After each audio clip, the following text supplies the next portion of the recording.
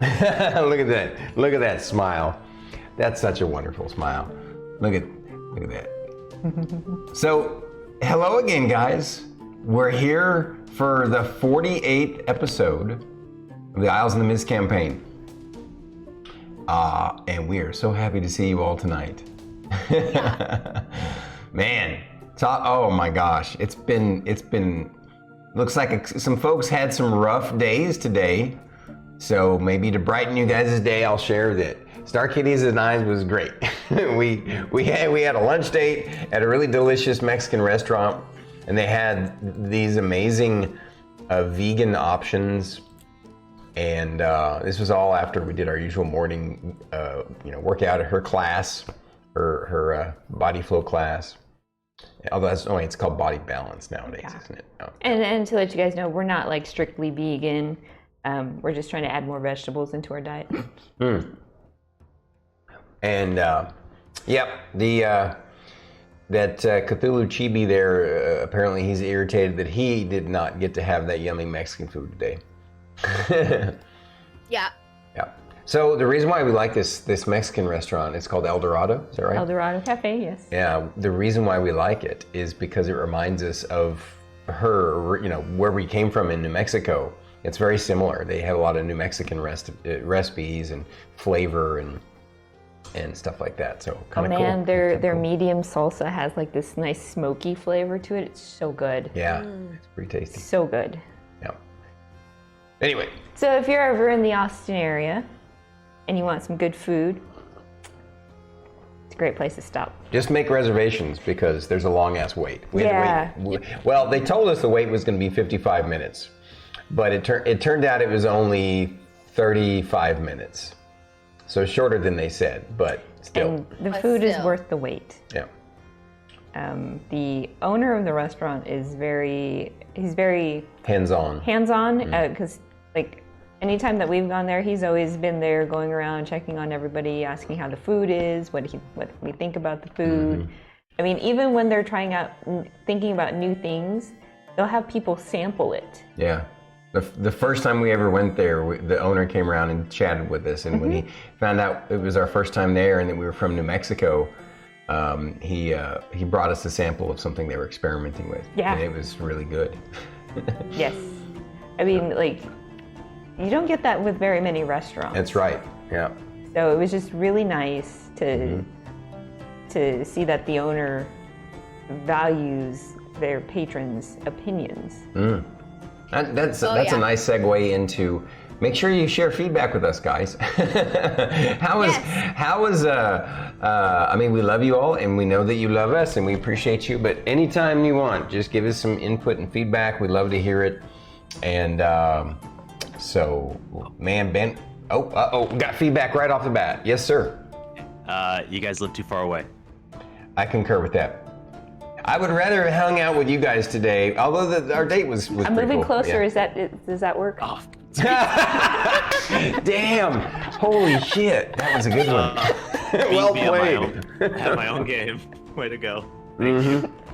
Sorry, sometimes I take things literally. So if you're like, you guys are too far away. Are you pulling the Dax or not Dax? Drax. Drax. Thank you. Yeah. Nothing goes over my head. I will catch it. Everything goes over too my fast. head. Okay. It's just too short. It usually bumps into my hair. Yeah. Okay. So speaking of feedback, is everyone? Is our audio good? Our visuals good? I don't know if you guys can tell, but those folks over there, a little bit sharper because their new camera setup. Also a slightly different angle. We like it. It looks really good. How's the audio? Does everyone sound clear? Nice and. Can you hear me? Yes.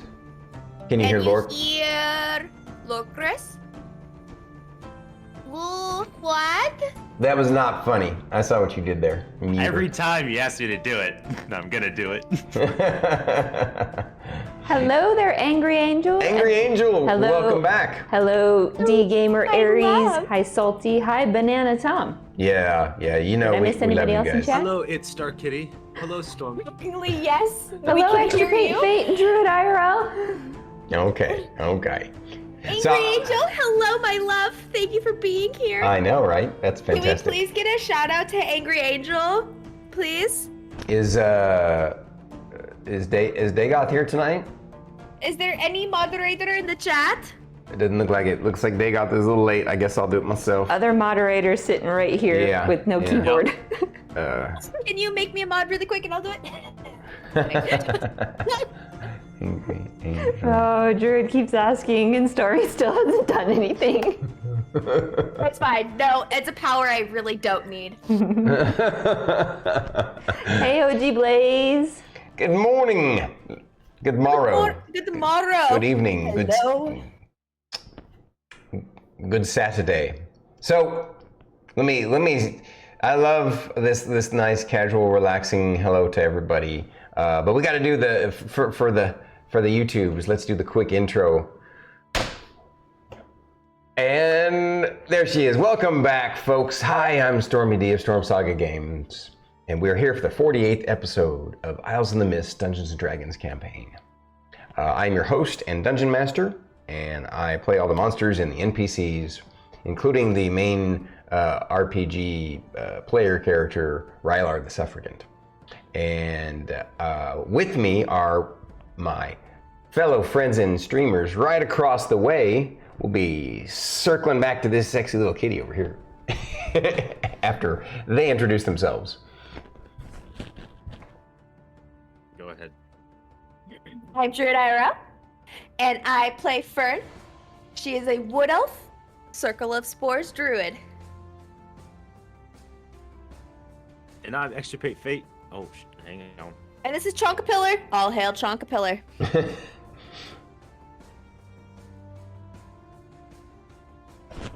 You're good You now. always gotta give that pregnant pause, because sometimes hands come flying. That's It- gonna put me.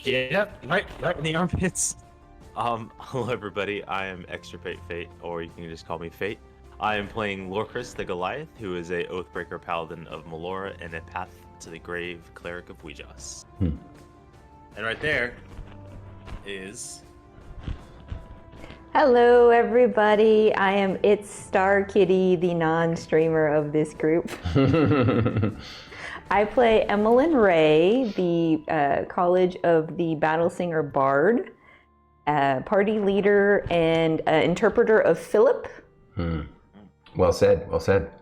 You know, technically speaking, you are a streamer too. You stream with us every Saturday. I'm not wrong. Does not have her own stream yet. That is true. Yet. Yeah, there we go. The goal one day will be for that to be a reality, if it is something No that she lie. wants to do. I do think you would have like a lot of fun doing like the VTuber stuff, just having the cute little like. That would be amazing. And Philip says hello to chat and that he loves everybody, especially Lorkris. Okay. Always got to throw that one in. So that's our intro. I'm so happy to have you guys as usual tonight. Real quick, I'll give the recap.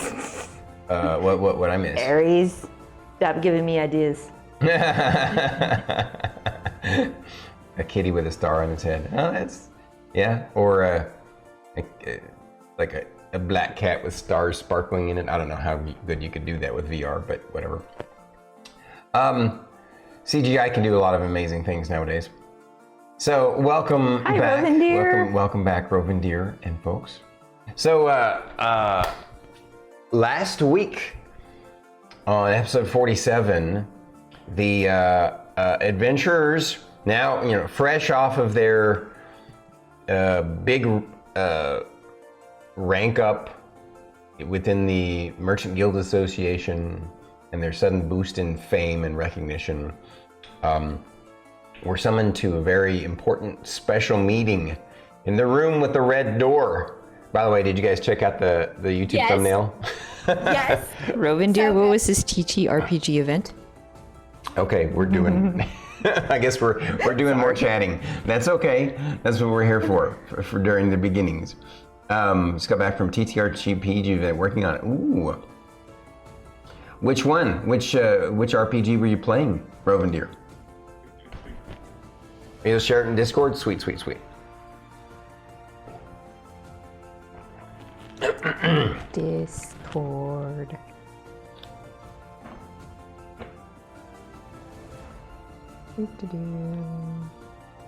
Let's see. Where is it? Let's see. Okay. Excuse me. Sorry, the coffee went down the wrong hole a little bit there. Hey, at least my lungs are warmer now.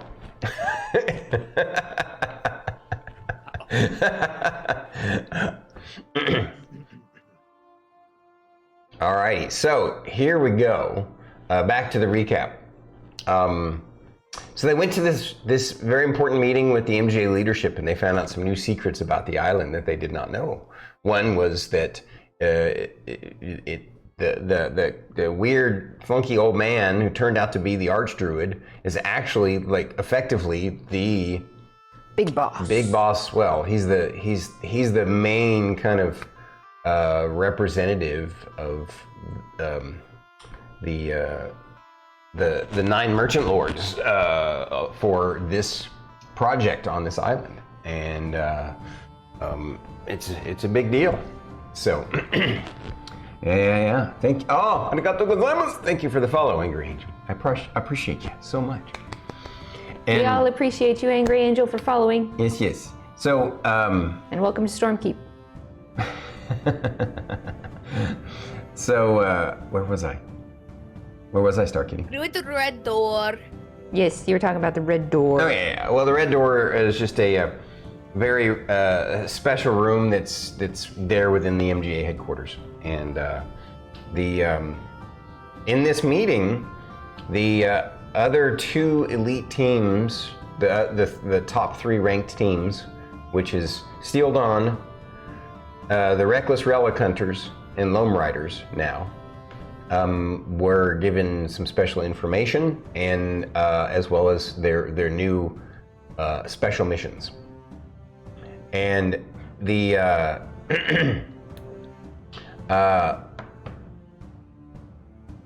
the special information that was shared with them consisted of a few things. I'm going to let them help me out remembering what was the revelations. I can think of them off my head, but I don't want to forget any. So, yeah, let's see. So, one of the main revelations was that the Archdruid was basically the COO. I don't know. He was the head dude. The other one was that there's a special place on the island that he and his team had discovered years ago, but he was not able to do anything with. Also, that there are these strange, shadowy figures that appear to be shadows of, like almost like spectral visions of elves, smallish elves that have never been, like, there's no way to interact with them, there's no way to detect them, but they have been experienced. That's the best way of putting it, because you see them out of the corner of your eye, and when you try and actually see them, you can't see them, and they're only visible in certain areas that only a couple areas on the island, and one being the edge of the deep woods, and the other being this Forgotten Falls estuary. And I thought there was a third kind of interesting secret that was revealed. What was it, Fate? That the disappearing bodies isn't new. It Right. just become a lot more prevalent. Right. It was point something that where the MJ was trying couldn't ignore to it. Yeah. keep secret so as to not cause a panic, and so they could investigate it. Yep. And it just so happens that you guys were the ones to crack that secret. Congratulations, Fern, you did it. All of you guys. Yeah. So, Exposed. Well, if it hadn't been for her seeing the blue lights. well, that's true. That's true. Hey, Dagoth. It's okay, Dagoth, you didn't miss much. You're here. We love you, buddy. So, We're just happy you made it. we are.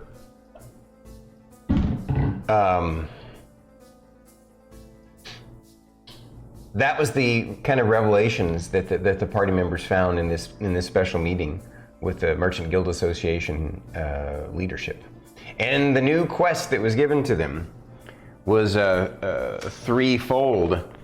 Technically speaking, they only have a portion of this quest, kind of a couple of pieces to it. I guess three technically.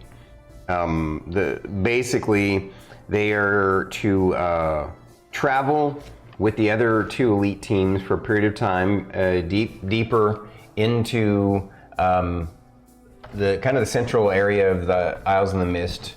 The MJ folks had basically found a way to kind of start to locate the the teleport clusters that the team had uncovered, and they basically had kind of narrowed it down to one that they wanted to investigate, but they want these three teams to go investigate that one. And it's in between Novacrux Village and Rhinegold Colony, just north of the lake there.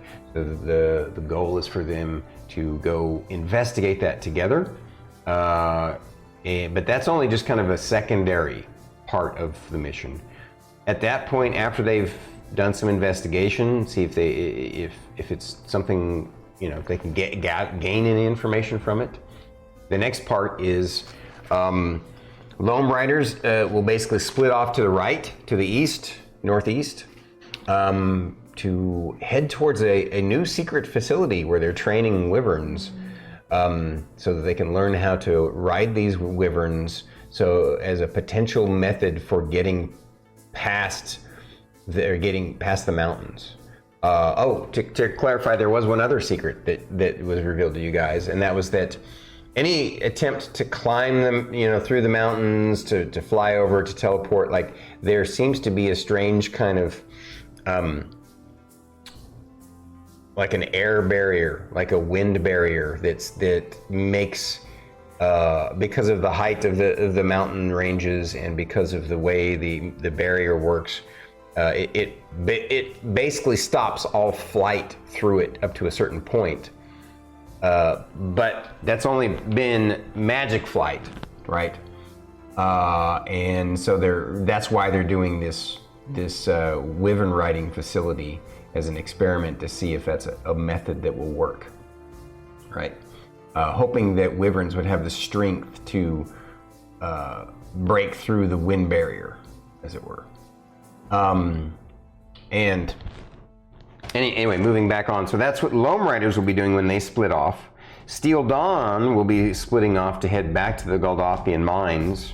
Their mission is to explore it further, go deeper, because there's a lot of those tunnels that were uncovered, the secret tunnels that were uncovered, and it's their mission to explore those secret tunnels and to see if there's a way of getting past the great chasm that now separates, that great underground chasm that separates the two kind of sections of the mountains underground. And then finally our team, the party, they are being sent. Ultimately, their final destination is a place called Forgotten Falls Estuary. Apparently there's a secret grove hidden in the mountains west of the mines. And this is where Archdruid Delvanic shared the strange shadow elves of the deep wood.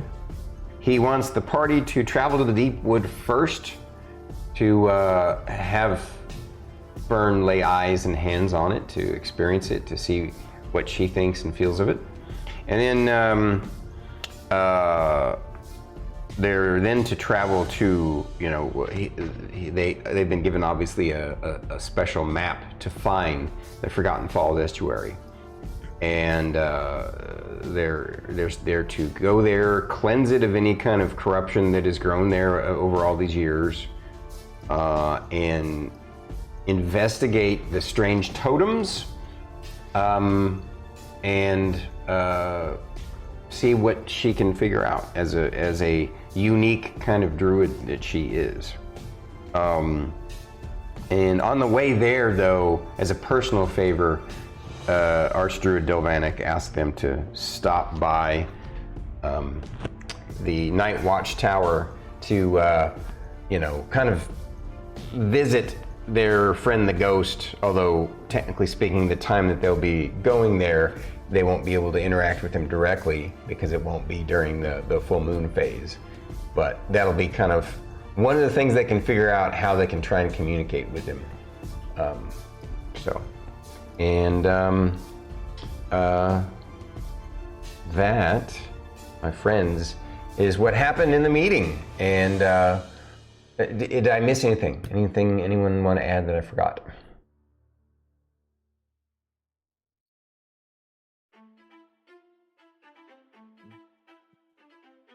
I think you Nothing that got I can it think of. all. I think that's pretty much it. Okay, all right. And well, then now, as per usual, Dagot says I Yes, miss the Dagot. tower guy. We miss him too. All right, so we're gonna roll randomly and figure out who is going to give us the you know, what stood out most to their character from that special secret meeting last week. Emillynn Ray, share with us first, please. I'm first. What stood out to me the most from last week? They're training wyverns, and we were not informed about this. That, and so sad to find out that the shadow figure that I saw in the tower was not the Dark Elves. Still want to know what it is. Gotcha. Philip demands to know what they are. What it is that I saw. All right, well said. That's what stood out to me the most. Thank you. Thank you. Lorkris.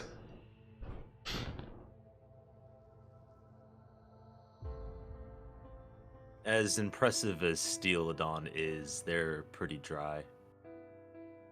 Pretty dry. Pretty dry. I respect their position, their you know, military men focus, but I mean, yeah, we'll just read the report then come talk to you. Man, I'm just trying to be friendly. But I get it. It's work. Sorry, you're gonna have to deal with Fern. Okay. Anything else? Nope. Okay. Fern. I just really liked how confused everybody was when I was talking to the Druid and Druidic. And that was so much fun. But Rylar understood it. It was supposed to be a secret conversation. Of course, I was going to tell the team what we talked about, but it just felt rude. I was impressed. And I'm just really excited to be able to have all of the quality time that I could possibly have with Steel Dawn. By the end of it, he's going to regret not dancing with me. Okay. Well said. Scared to touch the wall, that's possibly going to hurt me too.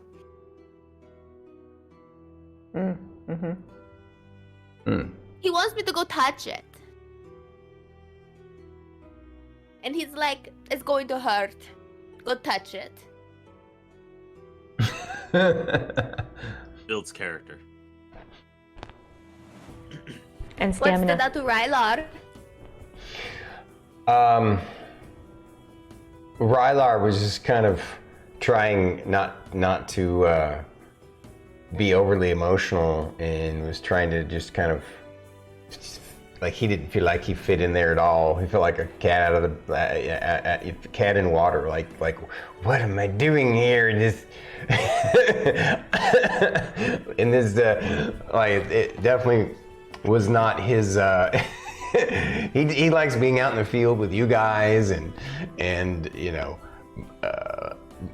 like, he feels like a part of your team and everything. But man, he doesn't know what to think about all the secret mission stuff. He's not a fan of boring meetings. Well, I mean, it's not even just that. It's not really like I said. He just doesn't feel like he was out of his element. You know, he didn't Fish feel like out he was- of water. Yeah, fish out of water, or a cat in water. Yeah. So, you ever seen some cats like being in water, but most cats, oh my god. He felt like an extra dimensional being in a 3-dimensional world. Kinda, I guess that's one I was Because looking. goo was. Yeah, I see what you did there, three-dimensional, Actually, it would probably be kind of the reverse, actually. I would say it'd be more like he felt like a 2-dimensional being in a 3-dimensional world, right? I mean, Yeah. that's fair. I mean, Yeah. it's just as confusing to be a 2-dimensional being in a 3-dimensional world, though. I think it would be It's more confusing. confusing for a 2-dimensional being to live in a 3-dimensional world than the other way around. I think it's confusing to live. Yeah, especially adulting. Yeah. Adulting's hard. Sucks.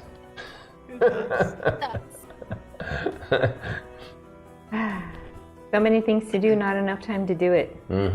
Because the lovely thing we call work gets in the way. Ari says, I think this conversation is confusing. Yeah. We definitely got off on a little bit of a tangent. All right. So that is the recap. Thank you guys for sharing. One last thing about Rylar. He was kind of a little bit confused himself as to how he could understand your Druidic. Because normally it's that he can only read, you know, he can read all languages. And so it was strange to him. I mean, at first it didn't occur to him until you were surprised by it. And then he was like, oh yeah, I shouldn't actually be able to understand this, should I? So then he was like, okay, that's weird. I wonder why I could understand that.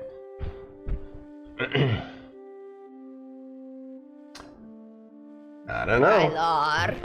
Rylar. All right, so that's the recap, guys. We are so grateful for you guys for being here to check out episode 48 of Isles in the Mist. Thank you so much. We're gonna go chat dark now so we can absorb ourselves into the game world, and we'll have an intermission and chat with you guys a little bit later. Enjoy the show. Don't forget to comment down below and see how many days it'll take Still Dawn to go. Done with Fern. And one is like overestimating the number of days. Plural. I think you guys are all overestimating I think we and all just want to make exaggerating. fun of Druid. Sure. Yeah. All right. It'll be fine. You should have danced with me. It'll be fine. Mm-hmm. All right. So, speaking of which,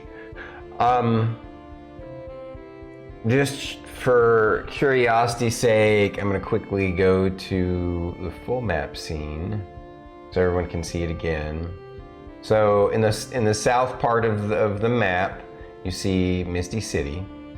The three groups are going to. The plan is, after they have, gotten their supplies. We're just talking like traveling supplies, food supplies, that kind of thing. Not like actual gear. They're all kind of already geared up to the maximum health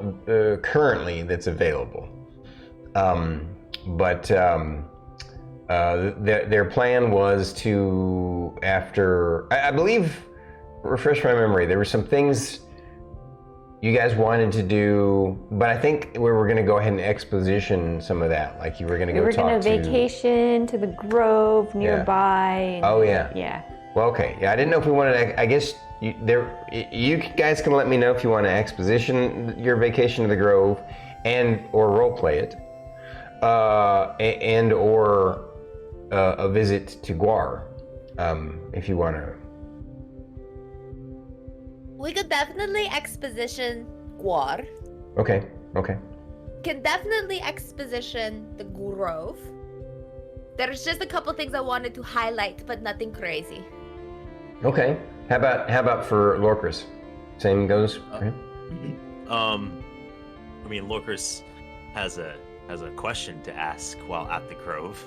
Okay, that could be a little bit of role playing then. And that, it's something simple, nothing that not a big, long-winded, but he's gonna throw something out there and see if he can catch a fish. Okay, right on. Metaphorically, that is. Interesting. You have us all intrigued. And then how about for you for either of those places? Oh, we can exposition both. Okay, all right. So, well, we'll start off with obviously the next day after the meeting, you guys go and meet with Guar.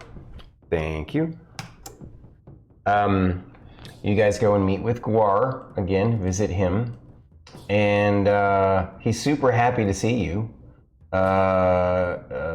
Seems a little antsy. You're not sure, but he just seems a little extra distracted and animated, and so after you of course you spend a good several hours with him, have a meal with him, go run around and play, and I'm checking in with Jericho on his progress. I was gonna say at the end of it, you all kind of have a meeting with Jericho, and he shares that if you notice that he's a little antsy, he's going through some sort of new adjustment period. It seemed like he had adjusted well to his new environment, his new surroundings, but there's some sort of anxiety bubbling up in him that he basically says that he doesn't think it's cause for great concern, but he wanted you guys to be aware of it because he wants to be transparent with you guys.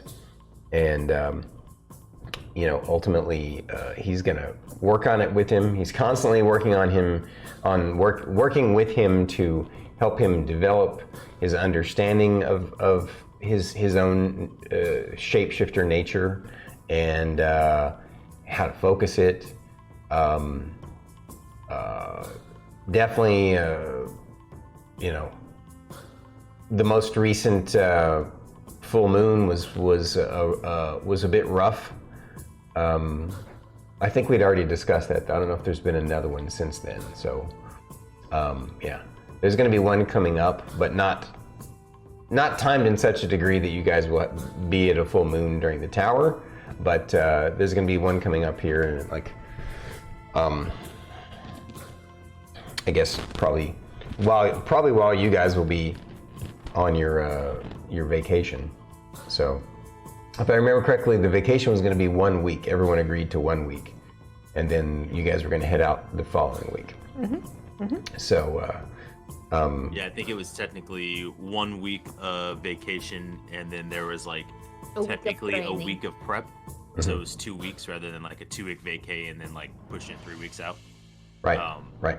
But I think all of us were, including Loam Riders, we were all well, we can pretty much leave at our earliest convenience as long as everything's ready to go. So it could be 2 days, 3 days, whatever, is how I understood it. Right. Within that second week, we leave at some point. Yeah. So, obviously, after you all have this conversation with him, I would assume that Fern would want to go, go chat with Guar again and see how he's doing and see if she can get him to open up as to why he seems antsy and preoccupied and distracted and anxious. What is going on in your little head? Yeah, exactly. And he's just like, nothing. Whatever, you're lying. Well, I don't know what to tell you. Nothing. He doesn't. You get the sense after chatting with him that he doesn't. If there is something going on, he's not really sure how to express it yet. I mean, Are you hitting puberty? no, he's a bit young for that. I guess. Well, no, I guess what he was 12. Is that right? Yeah, might be the case. Yeah, who knows? So, at any rate, it's been. Teenager. Yeah. Who knows? But The hair part down. yeah. So, in the long run, it was a good visit, and you get the sense that you don't think you have to be worried too much, and that not like something that's going to be preoccupy you on your mission. So, but there we go. Anything else regarding Guar? Keep up the good work, Jericho. Right on. Of course, the folks over at the Castaway Inn are, tell you guys good luck on your, enjoy your vacation, and give you a good send off, and look forward to seeing you again when you get back. And you guys, head out on your vacation probably the next day, I would guess. I would have done one more show before we left. Yeah. The night before. Yeah. And, refresh my memory, wasn't it like a 2-day journey just to the Grove? Yeah.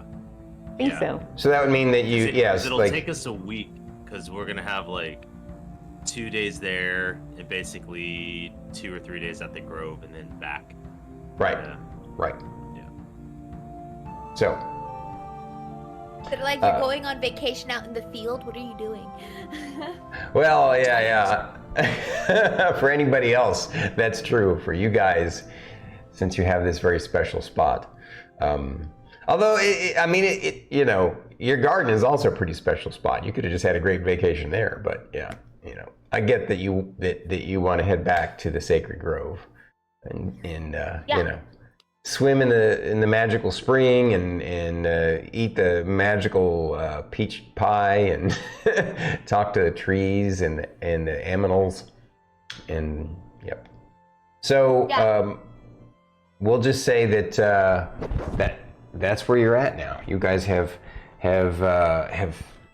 done your 2 days travel, of course, because all that is mostly cleared. Pretty much.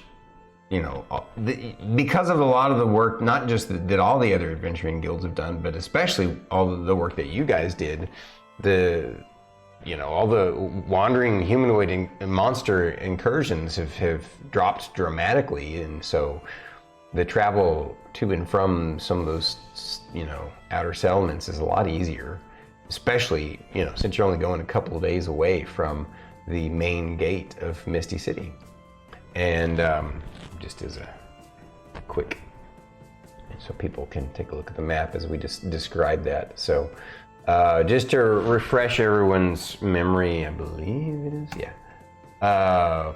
If you look, I know you can't see my mouse or anything, there's no way for me to show you this with this screen, but just take a look at Misty City in the south part of the island. There's a little kind of castle in the center that's the MGA headquarters main keep, and then just north of there, a little ways, is the main gate outward. So if you look at that gate and then head directly west to the left along the road, 2 days journey, almost to the lake, not quite. What happens is there's a path that goes into the forest that only these guys know about.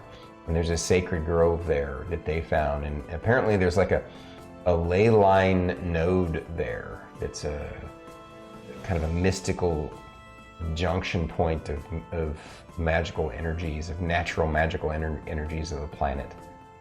And so that's where they're going for vacation.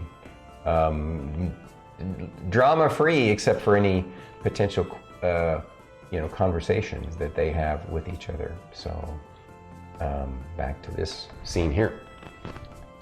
And so that's what they've done. They've traveled 2 days, and now they're resting comfortably and the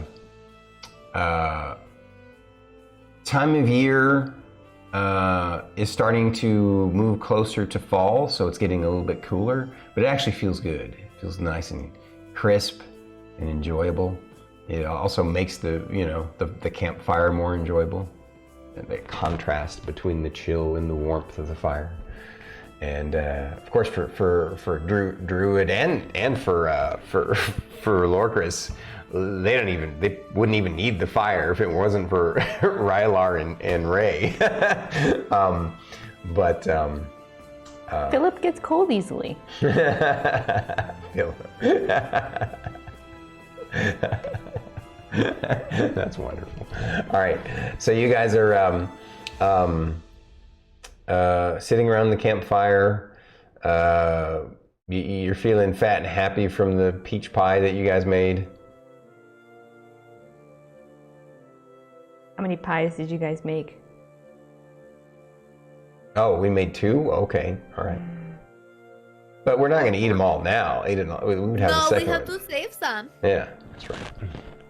We have to bring some back for Guar. Try to help with his attitude problem. And sneak some for Jericho.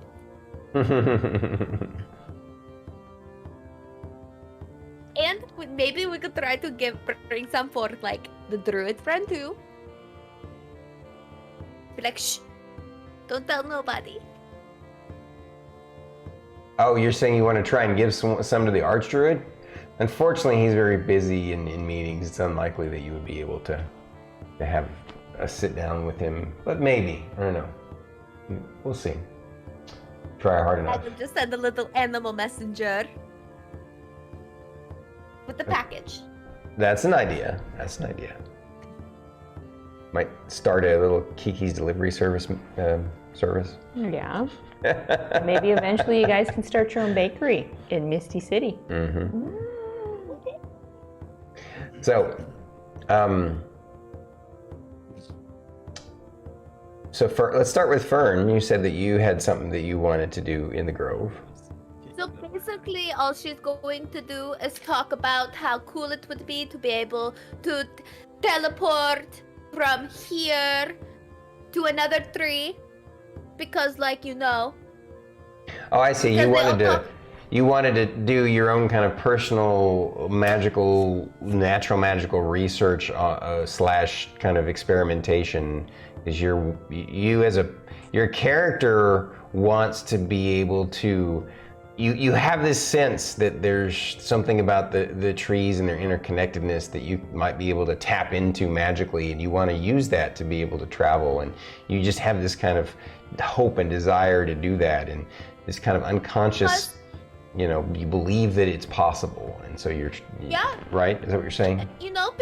Because we saw those scary things, do that through the root ball system. Mm-hmm. So isn't there a way that I could probably do that too, Mm-hmm.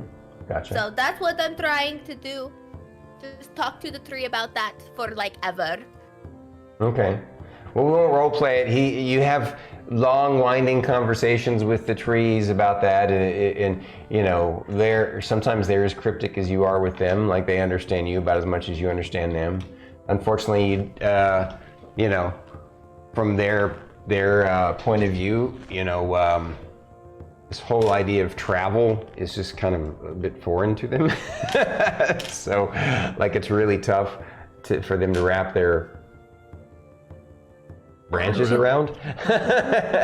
And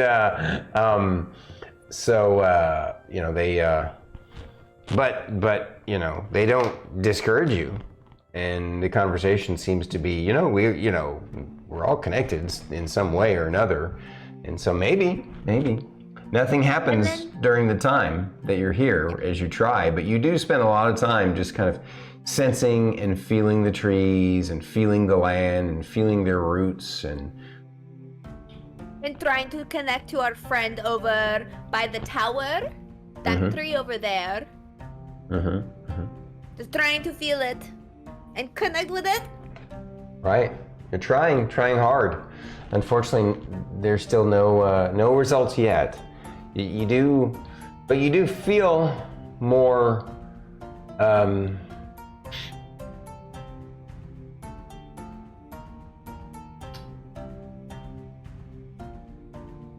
know. You get the feeling that layers have been peeled. That's about all. That's about all. Fern, since we're here in the grove and you're talking to the trees, Yeah? see if they have any information about the deep woods, or if they can make a connection all the way up there. Didn't we already try that? I think we I'm tried it pretty before in sure. the I think we past, did. but now she's become even more connected to the land. Maybe something might have been locked. You never know. Fair. So of course that would be a thing too of Miss Ray. Be like, yo, trees, what about this place? Yeah. The roots run deep and stuff. Whatever. Right. Unfortunately, they that whole area is just kind of a blank to them. Right. It's just sort of a. They get the sense from their own kind of personal history that once long ago there was a beautiful a beautiful forest there, right? And that long ago something happened, and it was from their point of view as if they just vanished from existence.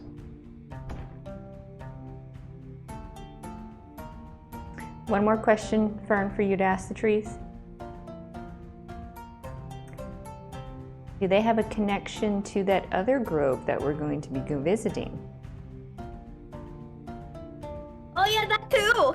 So since you guys haven't been there, it's super hard for her to convey with the tree what she's talking about, and unfortunately the conversation doesn't end up going anywhere. Oh, darn.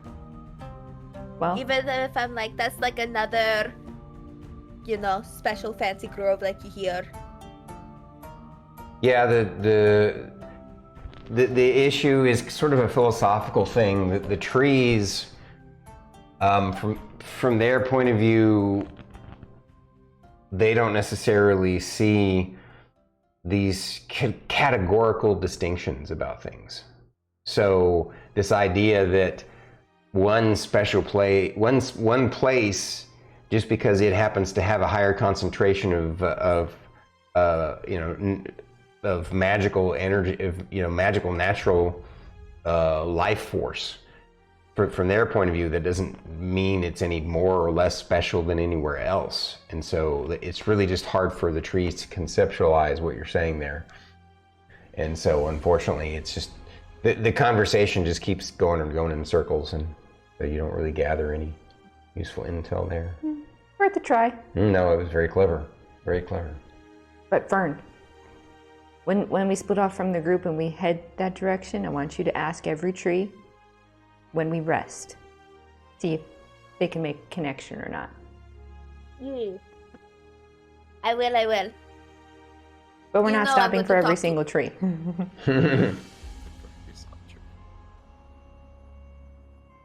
Are you guys having pizza? Yeah, leftovers. Oh, leftovers, right on. Man, it's kind of making me hungry. I haven't had dinner yet. Yeah. Whose fault is that? Well, it's because I had coffee before this stream. So, now, Lorkris. So, Lorkris would probably do this on the second night, after everyone's gone to sleep. He's gonna go wade into the pool and kind of float there like he's done so many times, and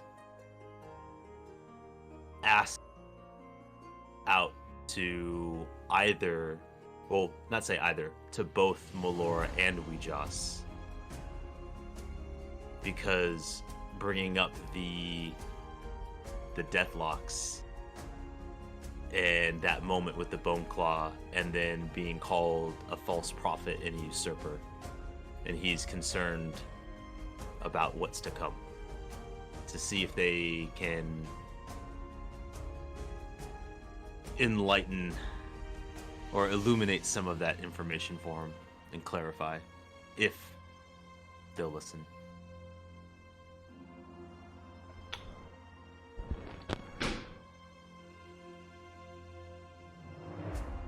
The only thing that occurs after his kind of meditative state and his sort of pseudo prayer, his questioning kind of prayer to them,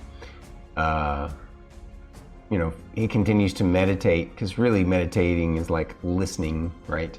Listening to your inner voice, listening to the universe, listening inwardly, and letting go of outward distractions. And so, of course, floating in the pool helps to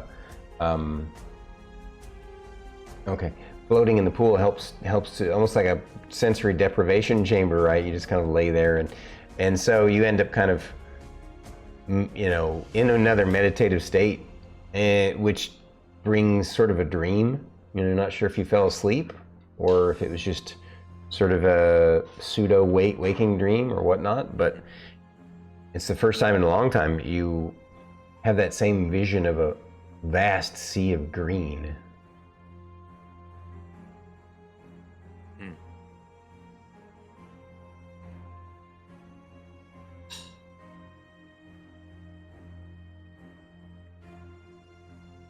He'll ride the wave.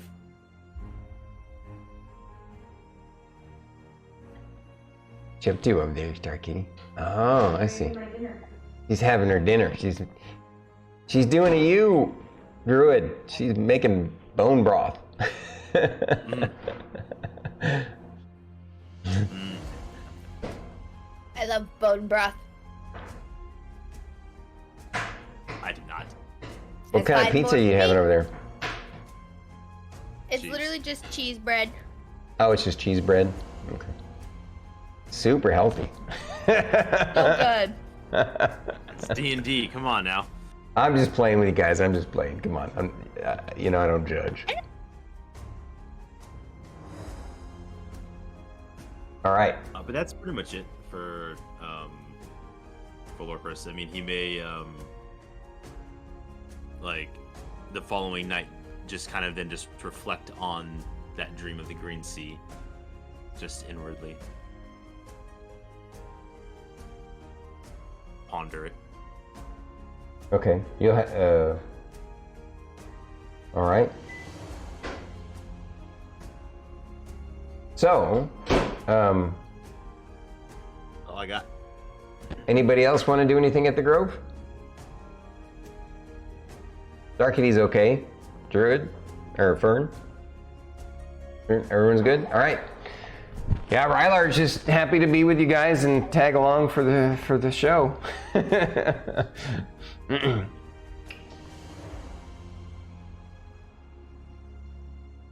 I see. You can have boiled egg and bone broth. Yes, that is my Breakfast of champions. dinner of the bard. Alrighty. Of course, you guys make your way back again, uneventful. No Is it random. a hard-boiled egg? What? Barred boiled egg? Is that what you said? Where's the hammer? Oh my God! No Way kidding, over there. Where is the hammer? right? Barred boiled egg. That's Hey, life is barred. dig out the Naries would be proud Life is barred. of that one. I'm sure. Or disappointed. Either way. No, I'm pretty sure they would give you props for that one. Yeah. So, now, you guys make your way back home. Again, no random encounters. It's one of the most clear areas, obviously right around those areas. So, you're back home again. Mr. Jocko's happy to see you all. The folks at Castaway Inn are happy to see you all. Of course, at the main gate, before you even get to see those other folks, you get to see Lieutenant Dan. Lieutenant Dan! And he's happy to see you guys. And congrats. Oh, I should have. This is a little bit of a retcon. Back up a sec. But as you left to go on your vacation, we'll do a real brief role play with Lieutenant Dan. He's like, "Well, now look at you all, fancy platinum adventurers. Well done." It's all thanks to your support, Lieutenant Dan. Oh, you're all the ones out there doing the hard work. Man, Lieutenant Dan, you've been with us since we were small copper level adventurers going out on our first missions. Yeah. It wasn't that long ago.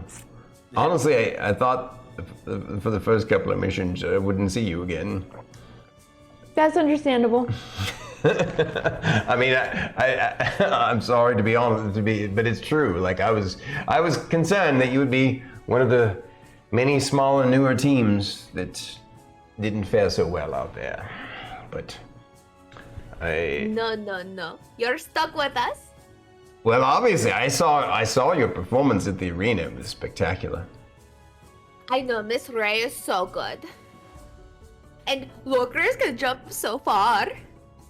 Well, don't forget about you, like making all your enemies float and stuff. That was amazing. That was pretty cool. Yes. We figured out how to do that by accident. Well, please don't do it on me accidentally. Oh, I learned my lesson. She won't do it accidentally, she'll do it on purpose. Oh, yeah. Well, good luck to you all out there. Out on another mission? Vacation. Vacation, but you're going out into the field? Yeah. Oh, well, I mean, I guess you really love the land then, don't you? Well, we just kind of wanted I'm a to get druid. away from the city after the events of the arena, just to commune with nature, as Fern likes to say. Well, yeah, I can see you do get lots of stares. I'm watching all the people in line, and they look like they're ready to come over and harangue you. If Yeah. they bother me too much, I just cover myself in spiders and then they get weirded out and then they go away. That'll do it. All right. So that was your conversation with Lieutenant Dan. Unless Lorkris had anything to say to him. Right, as you will, huh? Nothing relatively poignant. Just, Okay. All right. just As you all are leaving, listen to it, Rylar says to him, "Thanks, Lieutenant Dan, for keeping guard on the gate. It's a great gate, and you keep it great." We'll see you later. What Rylar said, keep up the good work. When we come back, you need to come with us to the castaway and then party. If I can find some time off, that would be wonderful. You tell me who to talk to, It's okay, Fern. and I will send. It's okay, Fern. We could always bring the party to him. We have a party at the gate. Now. I'll find some time. You mean you don't want me to provide some welcoming music to people coming in? If you tried to start a party here at the gate, can you imagine how many people in the city would start to show up for that, and then we would have nothing but chaos, and no one would get through the gates, and it would be terrible. Please don't do that. I'd like to keep my It sounds position. so fun. It does sound fun, but it also would make our jobs here exceedingly difficult, and I would probably get in a lot of trouble.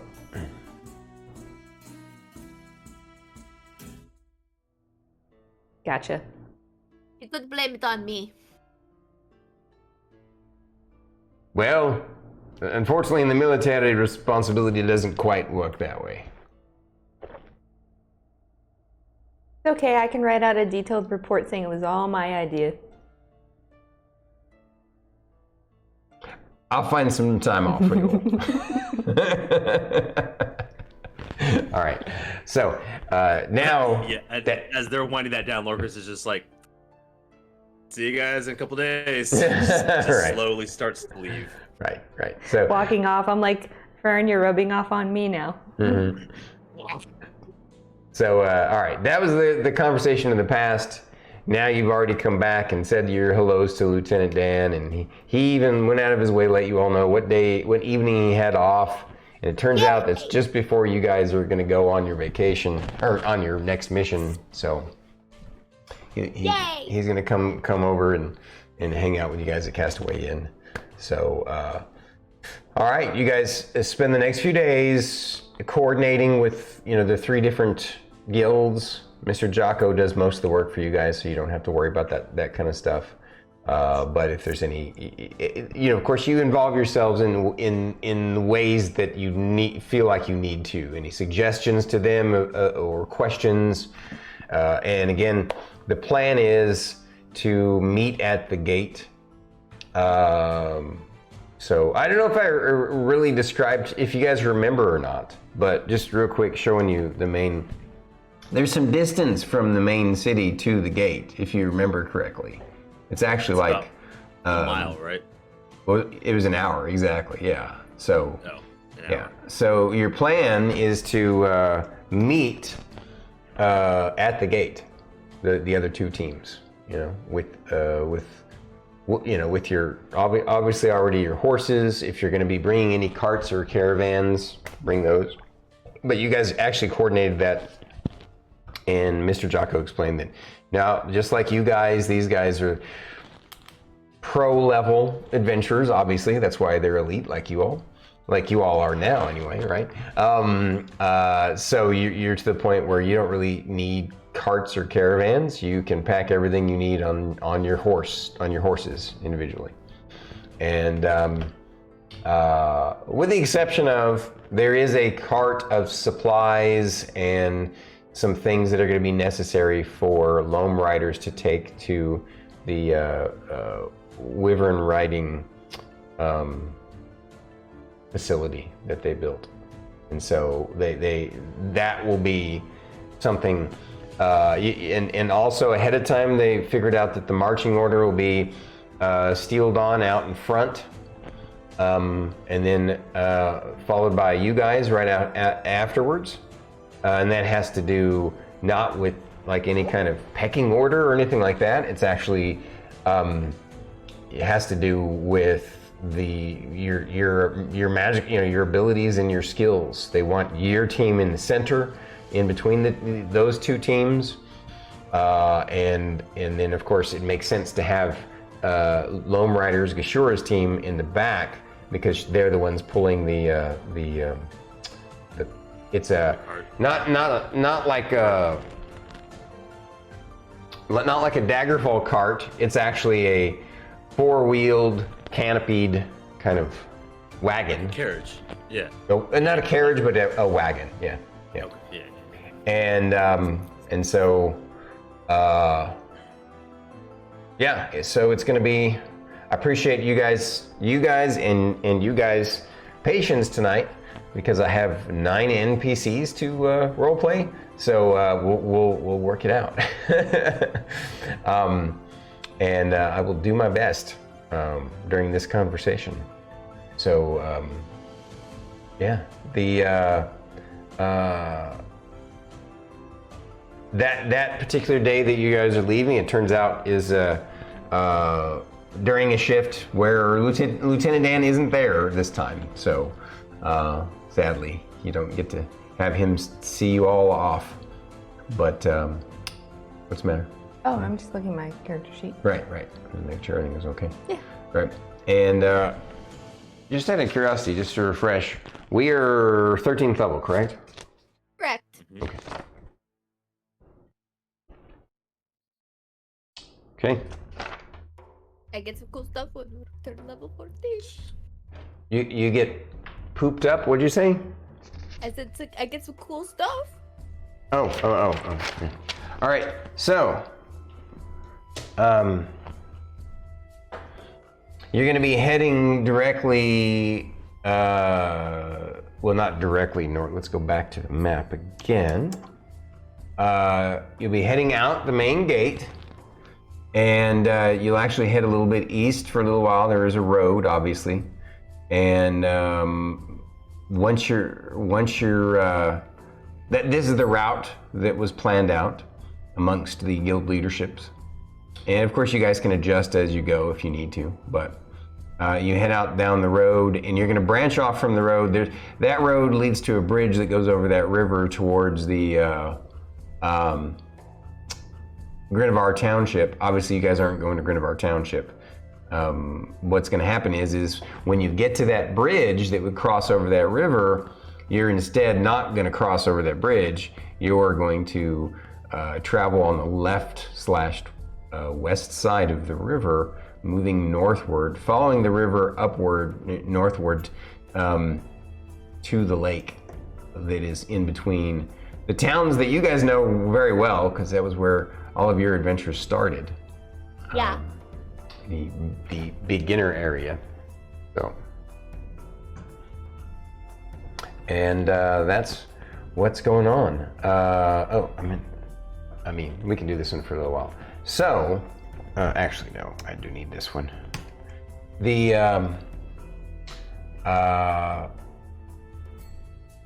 day that brought you all together, that you met at the gate, it went smoothly and uneventful, as expected of pros, right? The other two teams were honestly expecting you guys to be like late and behind, missing things, you know, sort of, not because they have poor opinions of you, but just because they know you guys are newer and less experienced. Instead, they were pleasantly surprised that you were just as professional and ready to go and set up as they were. And it just solidified your reputation amongst your colleagues, right? Even more. So you guys make your way out the gate. On the way, that first day, Miss Ray regales everybody with some music at the beginning as you guys head out of the gate. And everybody, go ahead and roll me a performance check.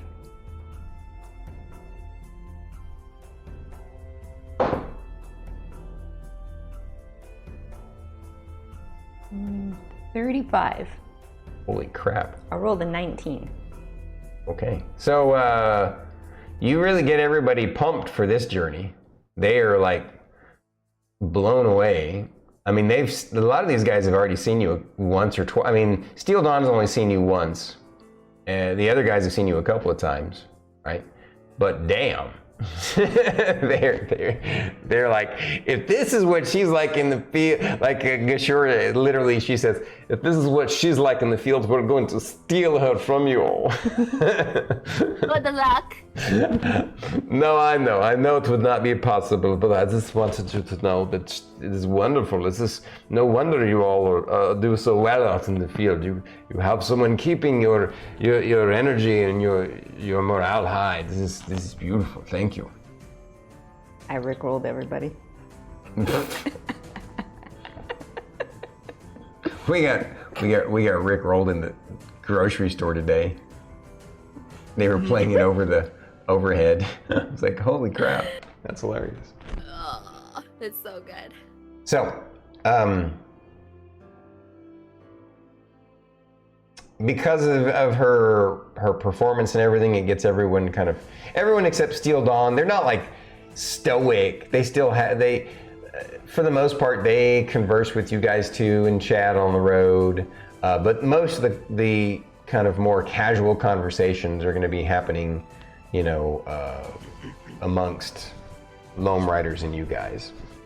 And, but, you know, you guys make your way eastward and then northward. And after a day's journey, you're basically past, you've already, actually you're going to be, if I'm remembering, looking at the scale of the map, yeah, you would basically need to be camping right at about the bridge.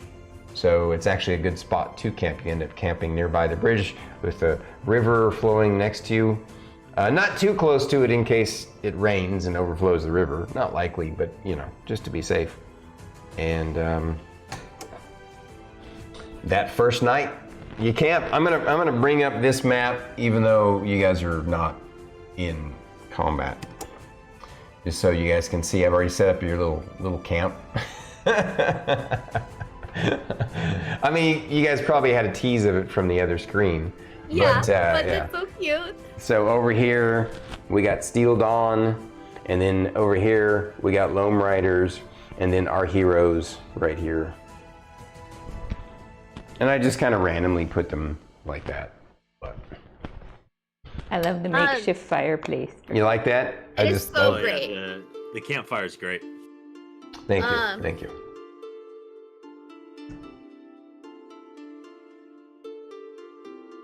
So, So when we were fighting Loam Riders, was it Vavoon that knocked Fern unconscious? Do you guys remember?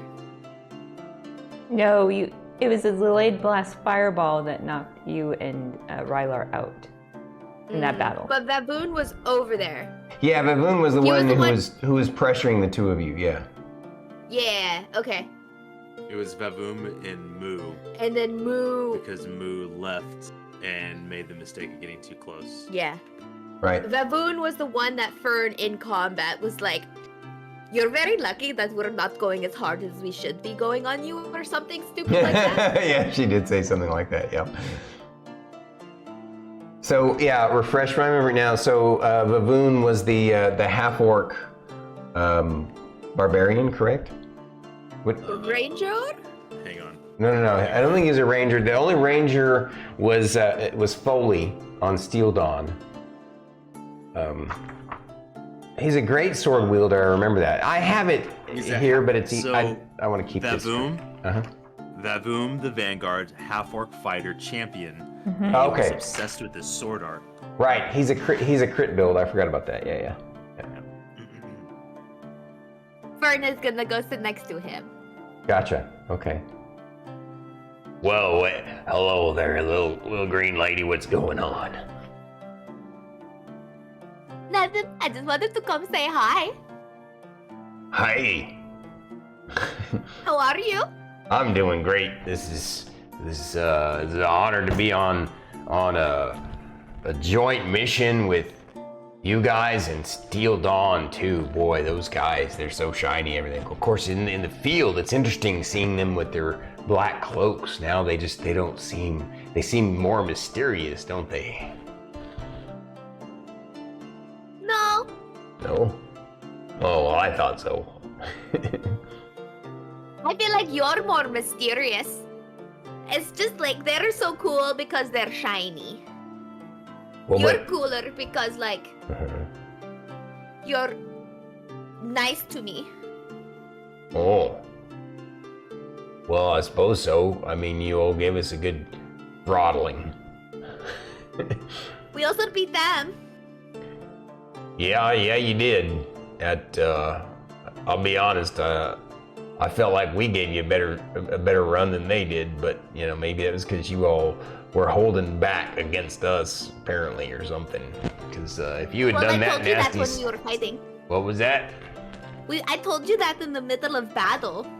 Well, I didn't believe you. I thought you was being all bravado and stuff. No, I have a tendency to be a little bit too straightforward with people, and it hurts their feelings. Yeah, I have that problem too. Sometimes I'm not good with the social graces and stuff like that. You don't have to be like socially, whatever, with me, okay? Sounds good. You want some ale? I'll have one sip. Okay. He poured you like a whole. I promise you don't want to see me get drunk. I'll probably try to pee on you. He's like, oh, yeah, no, I definitely don't want that. Here. He pulls out another mug and he's got. He's like, oh wait, that's my water jug. He grabs this big jug. Oh, that's my water jug. He pulls out another big jug. Oh wait, there's the ale. And he pours the ale. He pours you just a little splash in a mug and then hands it to you. And then of course you all are sitting around the campfire, getting ready to you've all have relaxed and have setting up the camp. It's interesting seeing all the tents set up. Some people have tents. Obviously, you have a tent. Rylar likes a tent. I don't know. Does Lorkris do a tent? I know Druid doesn't. I know Fern doesn't. Does Lorkris do a tent or what? No? I mean, unless it's raining, probably not. Yeah. Well, my tent is usually set up close to wherever Fern likes to sleep. That way, if she needs to, she can just duck into the tent if it's raining. She like inspects all of the trees like a dog would. And like it takes her a little bit, always takes her a little bit too long to pick a tree to like nestle under. Right. Well, in this area, it's more of an open field, actually. You're kind of off from... It's gonna take her twice as long. Okay, so she's basically... So before then, this camp, they just saw you wandering around inspecting the ground. And To us, it's normal. And then- yeah. And then she'll have that like, oh yeah, I forgot. And then she can like set her stick in the ground and it will grow a tree. And make a tree, yeah, that's right. And well, before you have that remembrance moment, Gishora comes over to you and says, What's the little lady doing? I don't understand why she's looking at the ground like that. Is she looking for bugs or Arabs or something? It's just a grassy field. She's looking for a place to sleep. Or like an animal? Anyway, she likes to sleep near trees. So we're used to this. I tend to wait until she finds a tree and then I put my tent up next to it. Just in case it rains, she's got cover. it's right about that moment when it dawns on Fern that, oh yeah, I can make my own tree. Bam! She's found a spot. So Gishora walks away, kind of shaking and scratching her head. All right, after everybody's all set up, here all right, so if you guys got a tree, I gotta have the tree, right?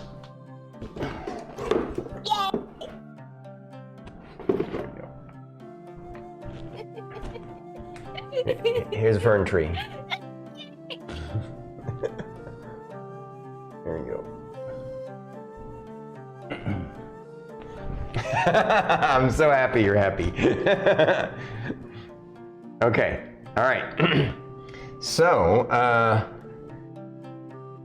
after everybody sits down, Other reason I place my tent next to whichever tree she sleeps in case something happens and I hear her scream, I can run out. Right. So,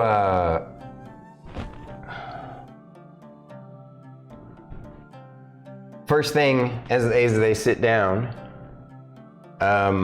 based upon this was already prearranged with the guild leaders that during the joint mission, the three of you together, just so that there's a structured hierarchy, that Daxon would be the one kind of in charge, so to speak,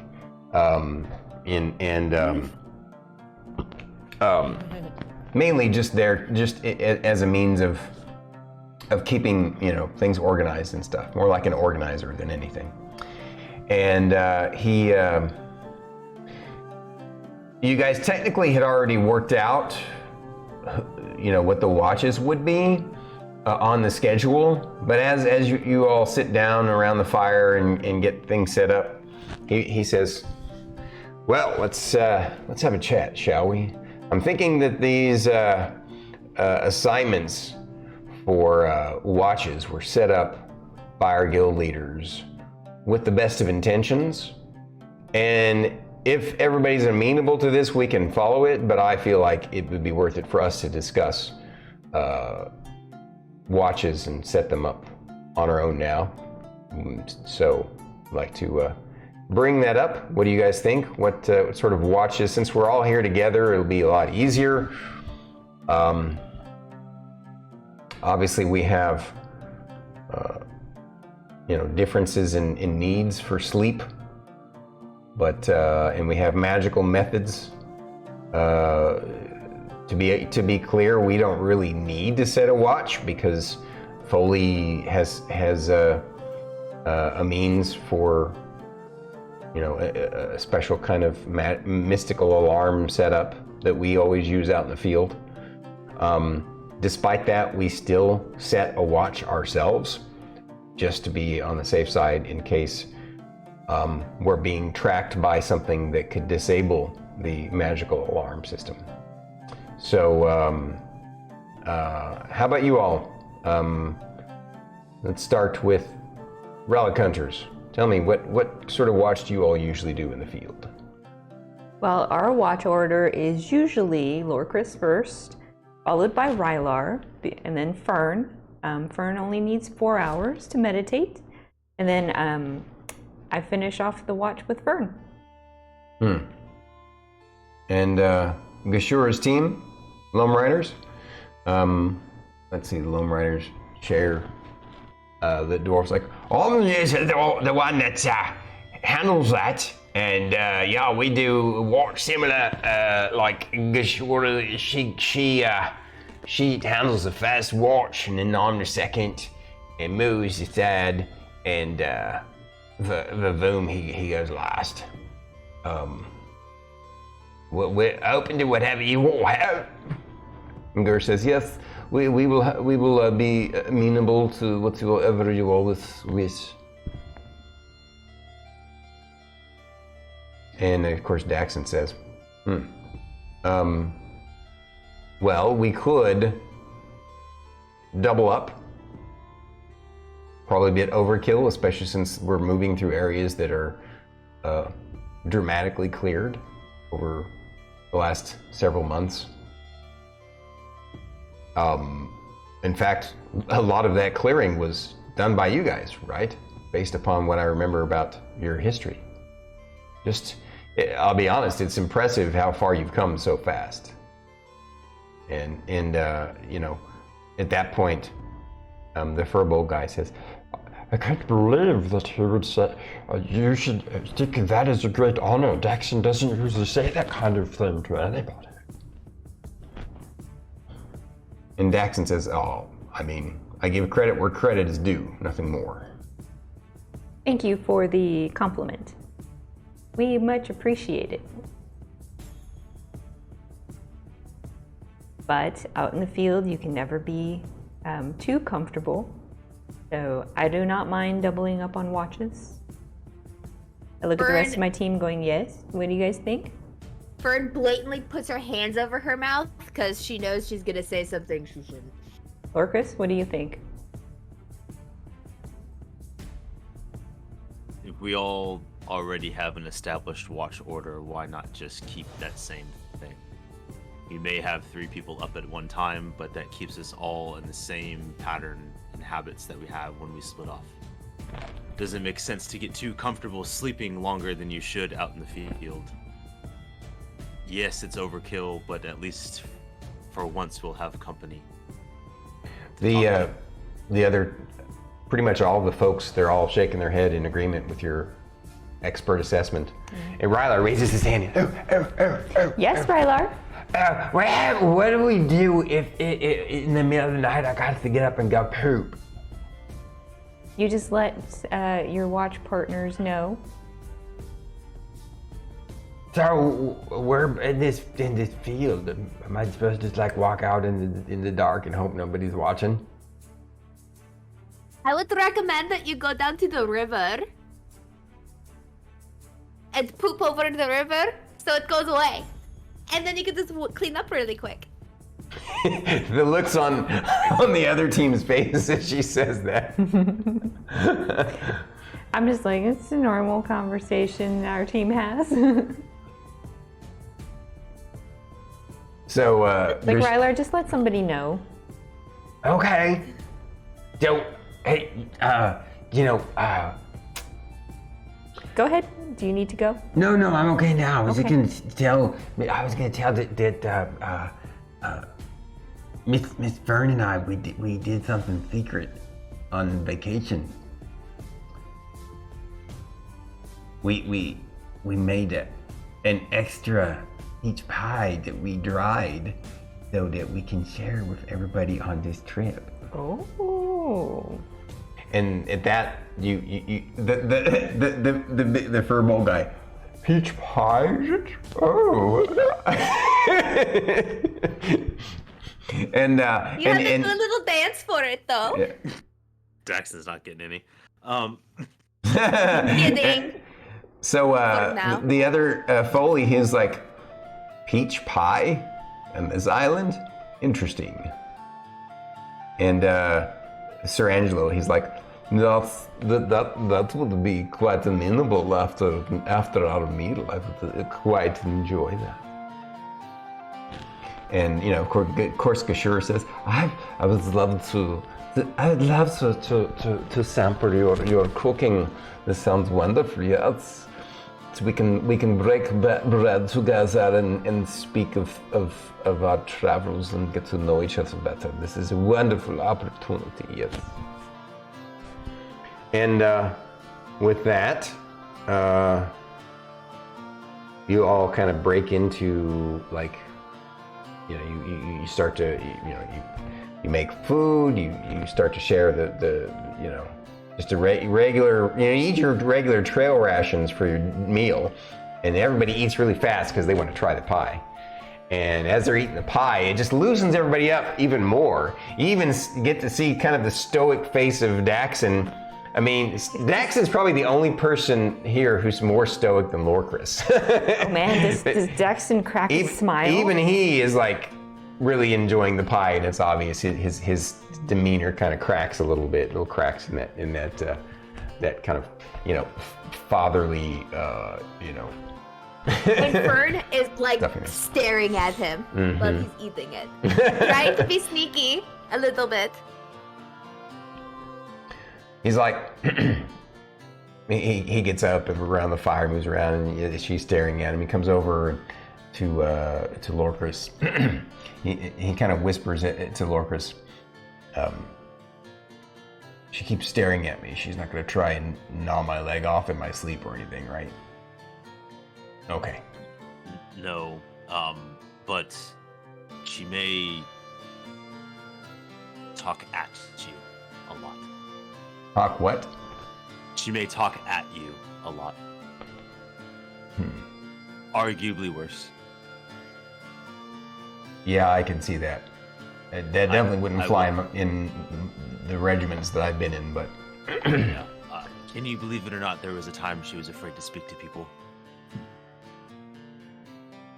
Well, now, apparently she was holding back and saving up. And then as those days. Yeah, he walks by and he kind of crouches down in front of Fern, and he looks right at you in your eyes, and he says, "You should have danced with me, Daxon." He's like, "Yeah, maybe I should have." And he gives you a little wink, and you're like, "What?" And then he gets up, he's all stoic again. Nobody else saw this little wink, but you did. And then he goes back and sits down.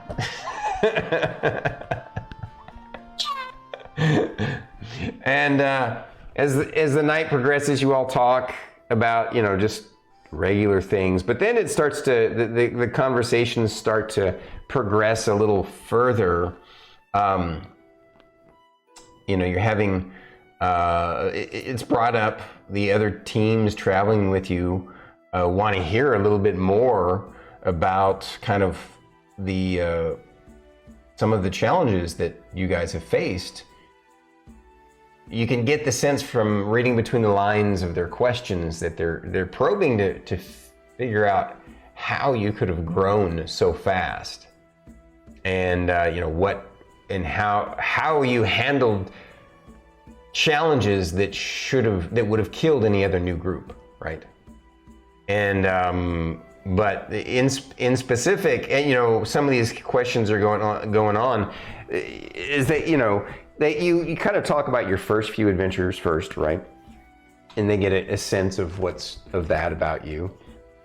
And it progresses further, and Daxon then, during the conversation, he's like, he makes it clear, okay, well, this has been excellent at getting to know you all, and now I understand you all have seemed to always run into challenges that were probably right at the edge of your survivability, but through cunning and perseverance and sometimes a bit of luck, but mostly your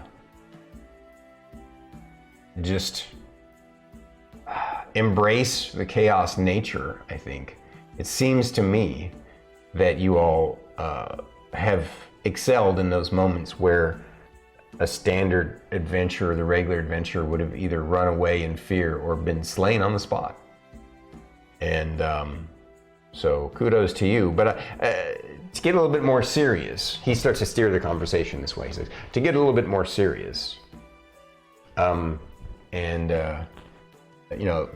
the other folks kind of are hanging on what he's saying. Everyone, and he says, since we're on some specific missions, I do have, of course I did read the report that was given to us about our mission, and I did a little bit more research, followed up, and read some of Miss Ray's exceedingly detailed reports on missions that pertain to what we're doing.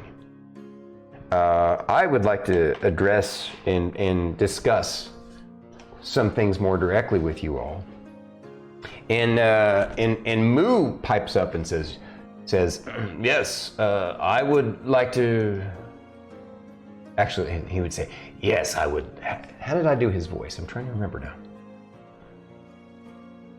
I think it was just like this. Yes, I would like to speak, especially to Lorkris, but to all of their team, and find a little bit more about a specific mission that they were on. I feel like it could give us an insight into them. But I am definitely curious to hear what Daxon and his team would like to know about. And also, hopefully tonight, Lorkris, if you have time, maybe since we're all going to be on watches that we... Oh, by the way that they ended up arranging the watches, they arranged it so that Moo could be on a watch with you. So the two folks Goliaths can chat a bit. But so Daxon brings up and he says, I feel like it would be useful for all of us to know a little bit further, a little bit deeper. I mean, again, your reports were exceedingly detailed, but please share a little bit more about these dreadlocks. We called them, we had our own nickname for them. I know in the book they're called deathlocks, but we had wasn't it dreadlocks as sort of a joke? I thought so, yeah. These dreadlocks, and the bone claw, I believe, was what you all called it as well. Please tell us more about that mission. From what I understand, that you were going there to clear out an infestation of ghouls. But you encountered the source of this infestation seemed to be the first instance of the teleportation clusters, and you faced off against these dreadlocks that, first off, you showed us the bones. If you don't mind, when you share more about this, about your encounter, do you have those with you? Can you bring those out? Yeah, he brings out the... Excellent. It's nice to have the prop. Brings out the skull.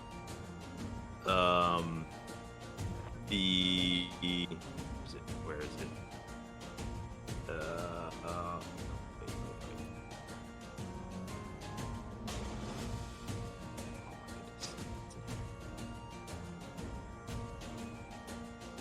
Yeah, so he'll bring out the big skull, and then that's the bone claw skull, right? No. I don't. I think he took the bone claw skull and the. I took the. So the Archmage would have taken one of the claws of the bone. He took the big old bone claw thing because right. He was researching it. And but I took one of the ancient Goliath skeleton or like skulls. Right. As well as I kept one of the strange greatswords. Right. So that way, like, they can. Yeah. Right. So I bring those out. So please, if you don't mind, from each of you's perspective, tell us more. Again, you went into this old mausoleum, right? This basically a kind of cryptorium, and after you fought through a lot of ghouls, and what was the other creatures? Whites. Whites. And there was the one haunting the tomb. Yeah, the bear we shouldn't have poked. I didn't hear you. What'd you say? Oh, I said the bear we shouldn't have poked. Oh, Yeah. right.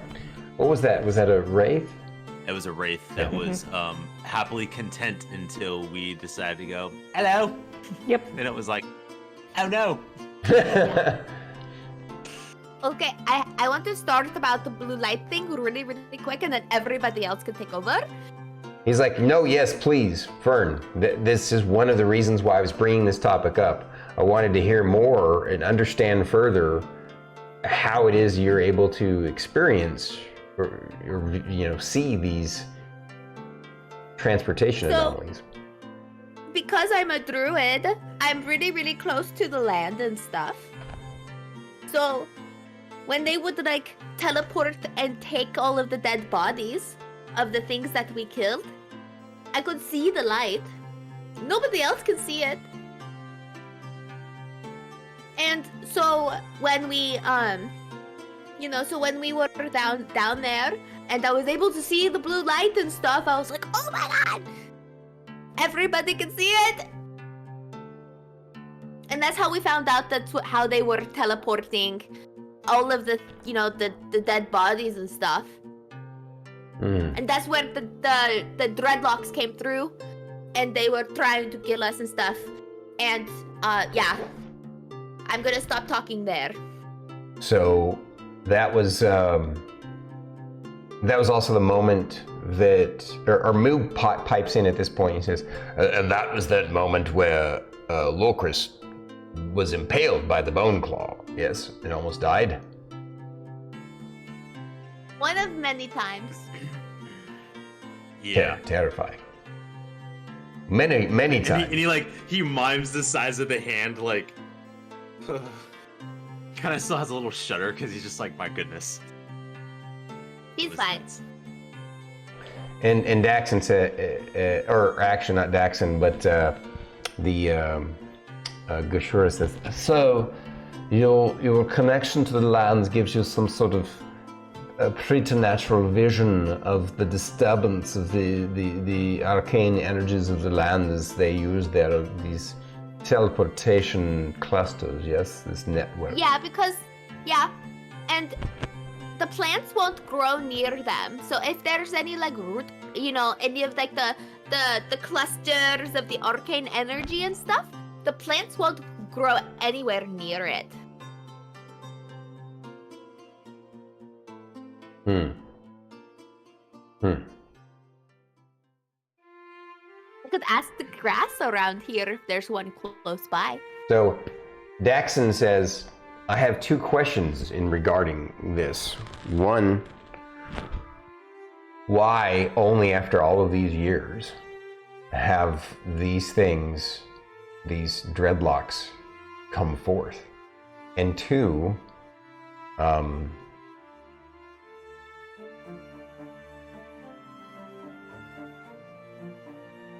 sorry, DM brain fart moment. I had a second one. Error 404 scroll not I remember what found. it was. And second, is it anyone else? Wow, I lost it again. Son of a biscuit eater. Wow. Okay.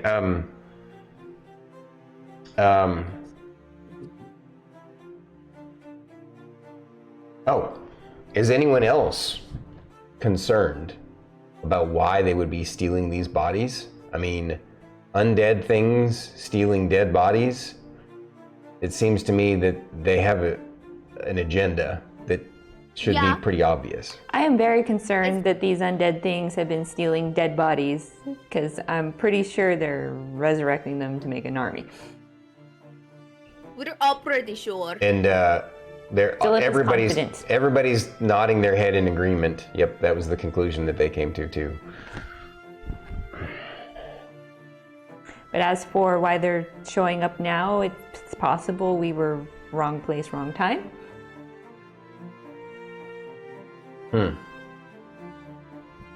mean, Yeah. it had to happen at some point, right? I mean, we did disturb this huge undead area. Maybe that was like their breeding ground, and we disturbed it, and they wanted to deal with whoever was disturbing it. Or maybe that was like a scouting team, seeing how far they could go to, what they could, what sort of undead corruption they could grow in that area as a distraction. It's possible too. Why are you raising your Quite hand? Huh? Why are you raising your hand? Speak up. This is an open meeting. Quite possibly we could have been the first in a long time to survive seeing them. That's another thing. That's well said. Valid point. I mean, it's shocking I survived what we encountered. So it would not surprise me that many lesser adventurers or inexperienced or any adventurer caught off guard would just simply disappear, and we would all chalk it up to them being lost or dead somewhere on the island. So why is now? Maybe because we survived. Well, in regards to that, once we get to the location, the junction point where the MGA has already scouted the potential teleportation cluster, what I would like to do as a team is just put ourselves out there as bait. I would like us to camp directly next to this thing.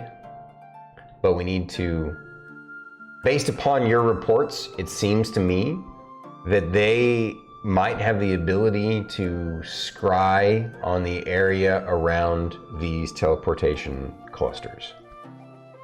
That was the same conclusion the Archmage came to too.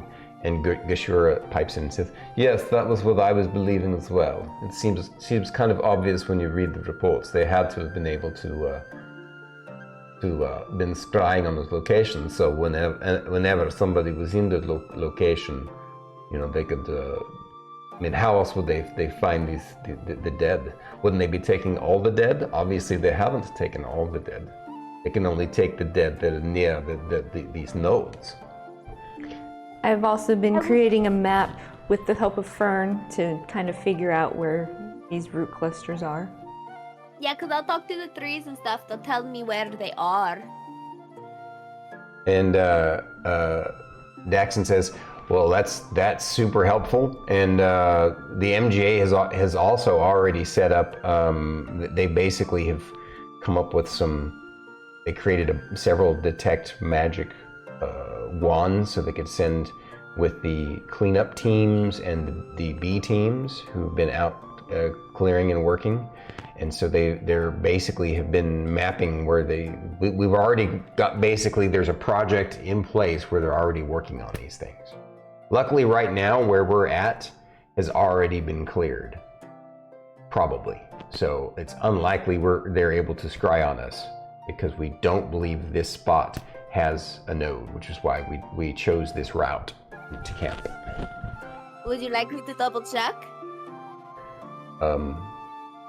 Absolutely, if you can. You have some method of viewing it? Yes.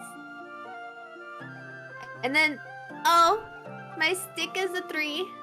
I can't do it right now. In the morning? She needs to talk to the tree. No, I can talk to the grass. Yeah, true. I just have to. I'll go change my stick back into a stick. No, it's all right. You can do it tomorrow before we head out, if that's fine. Oh well, I guess that wouldn't. Yeah. The furball goes. He goes. Boss. She's wanting to protect us from our sleep tonight. He's like, oh yes, of course, yes.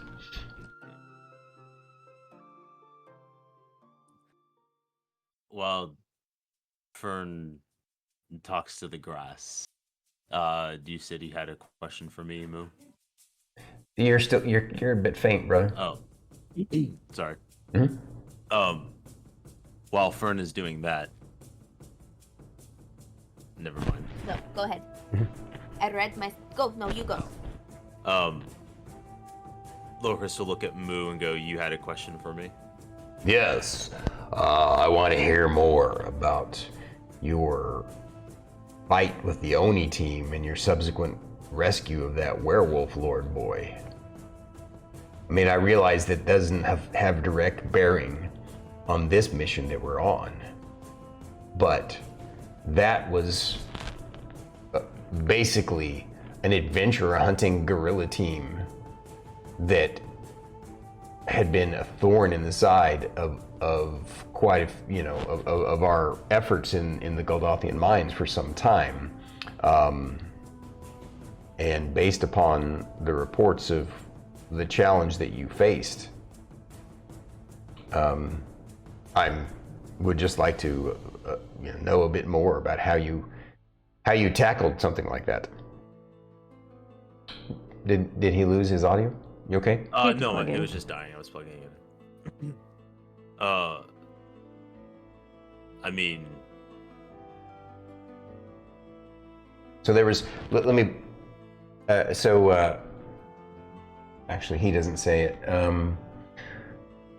The half orc guys. So can someone tell me? I don't read so good. So can someone tell me? I looked at the report and stuff, but what were the monsters that were on that Oni team, and stuff?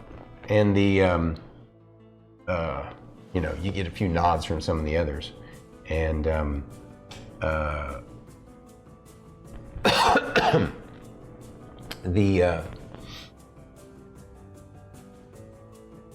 Sir Angelo pipes in and says, "Oh yes, that's so if I remember correctly, the leader was more than just a regular Oni. Yes, he was some sort of night blade Oni. Mm-hmm. Correct. And apparently he had a dual-wielding Minotaur, a chain-wielding Ogre Brute, and then this werewolf lord boy. War. What? All right. I gotta pause. Do you want to take a break? Yeah, break Yeah. for me. My throat is suddenly... Going to intermission, guys. Oh, wait.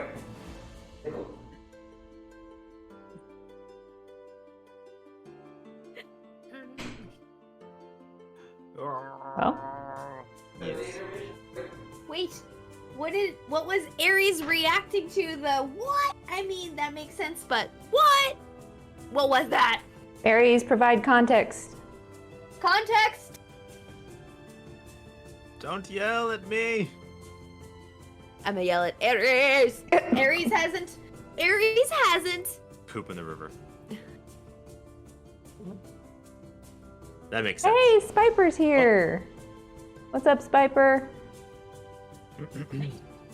And Spud. Hey, Spud. Wookiees and cookies, too. Hey.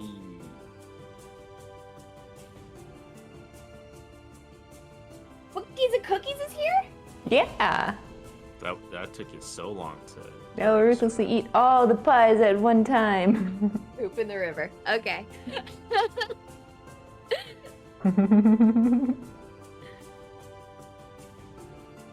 For no crust unturned.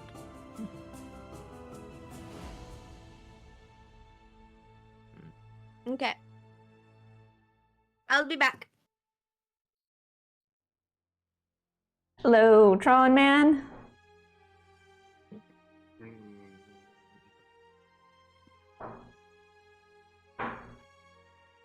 We're doing well. How are you doing, Spiper? And thanks for joining in. Yeah, Spiper's here. So is Tron Man. Awesome. Thanks for the lurk, Tron Man. Let me drop some shout outs. Oh yeah. Both. Yeah. Let's see. Who else?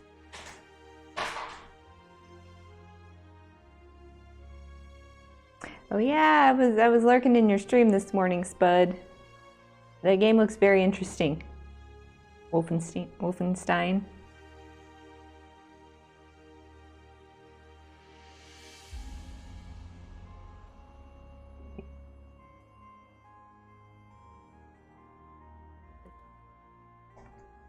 Oh, wait. All right. I'll be back.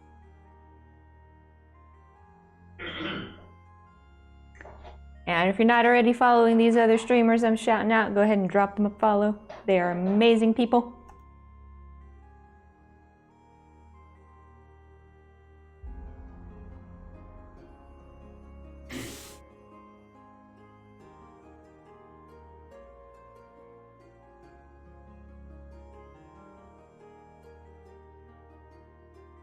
Oh, no worries, Dagoth. I mean, you might have done it earlier and I just missed it in chat. I haven't scrolled all the way up.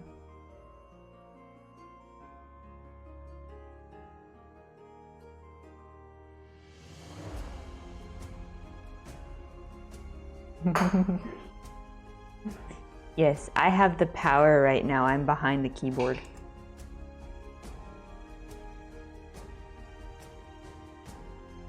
Dragon fruit. Yes. Salty Soul Rider. All right. Thank you, dear. Oh, I lost the power.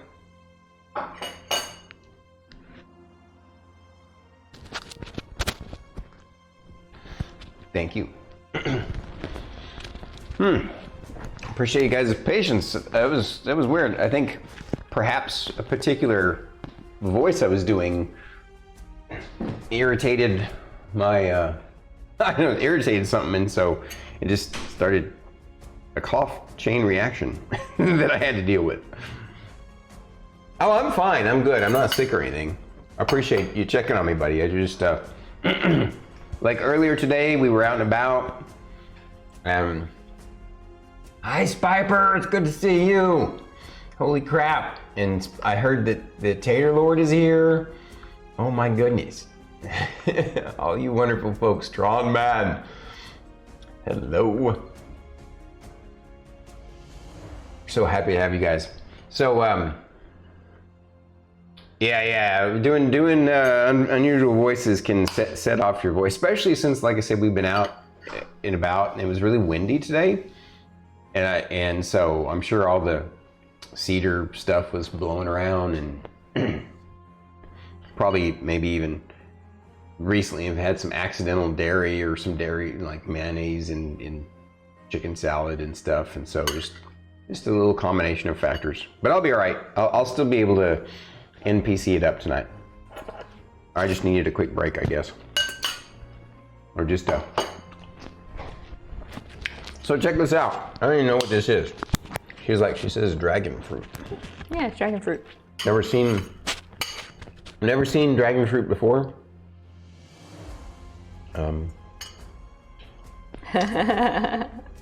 Oh man, I would have loved to see that, Banana Tom. A full Eminem song in Arnie's voice. I bet your throat was screwed for days. Holy crap! Did you? Did anybody clip it? Did you record the VOD? Did you download the VOD? I want to watch that. Mm-hmm.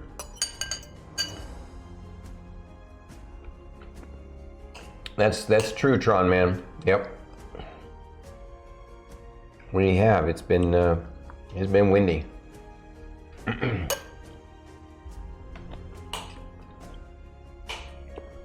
Dragon fruit's interesting. It's like a flavorless version of kiwi. Yeah. Mmm. It'll be on YouTube somewhere. It's probably from my first year streaming. Wow. That's hardcore, dude. Must go through Banana Tom's YouTube videos.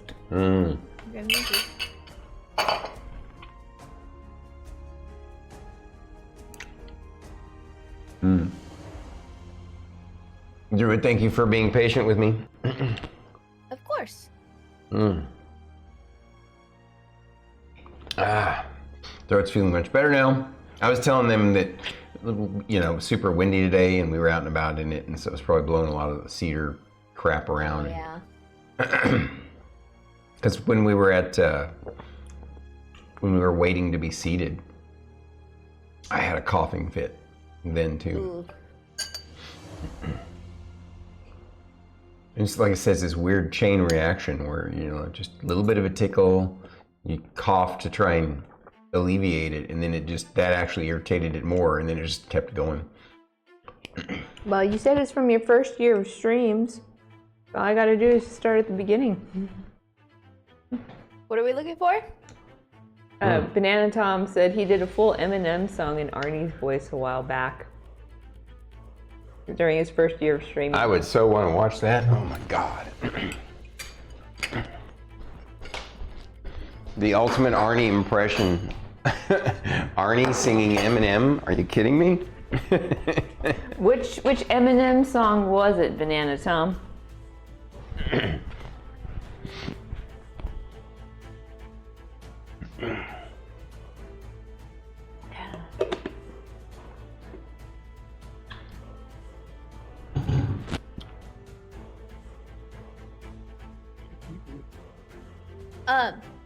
I really hope it wasn't to kill you. Nice, bud.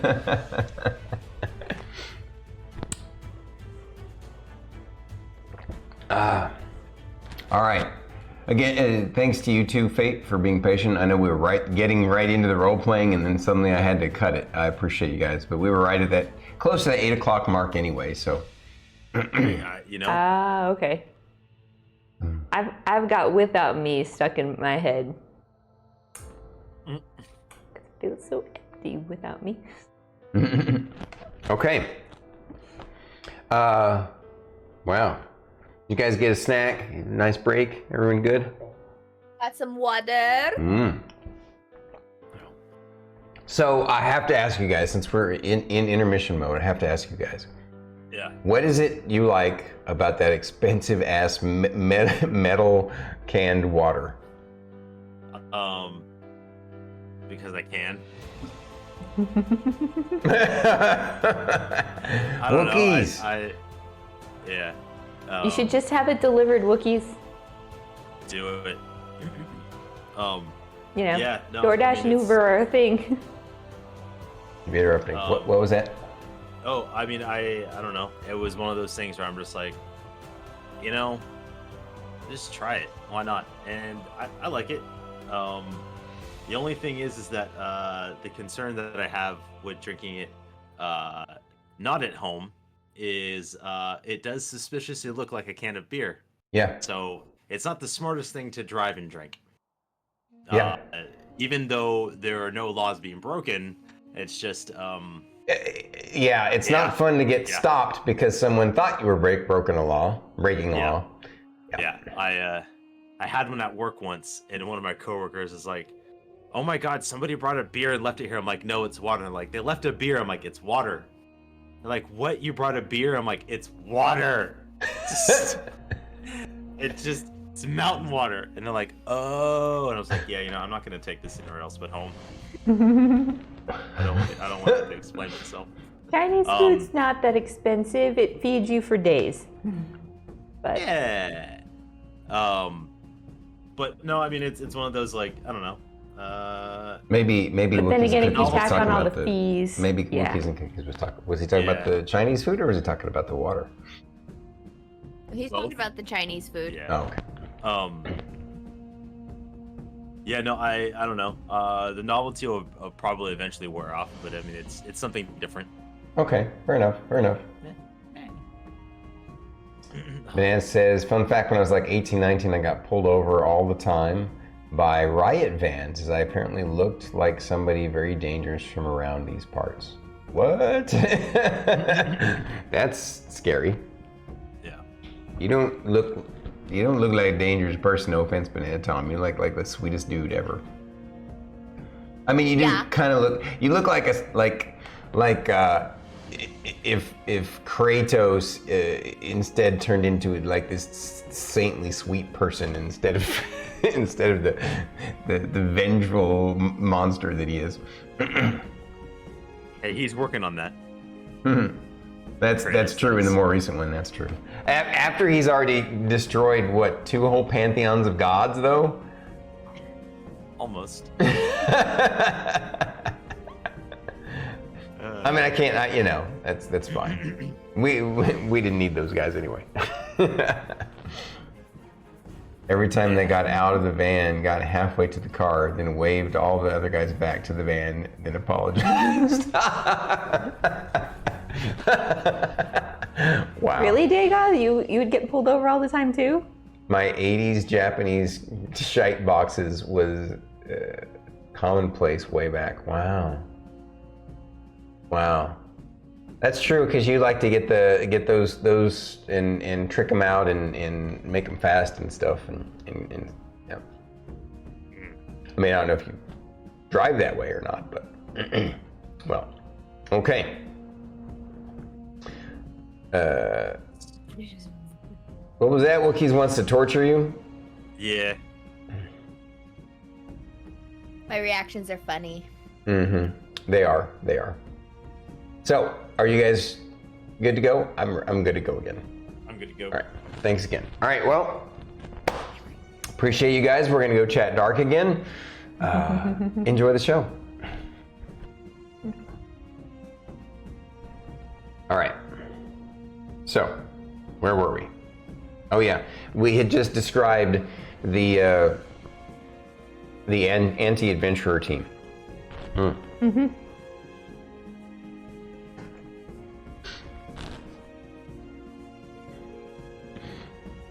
You okay over there, Druid? Okay. All right.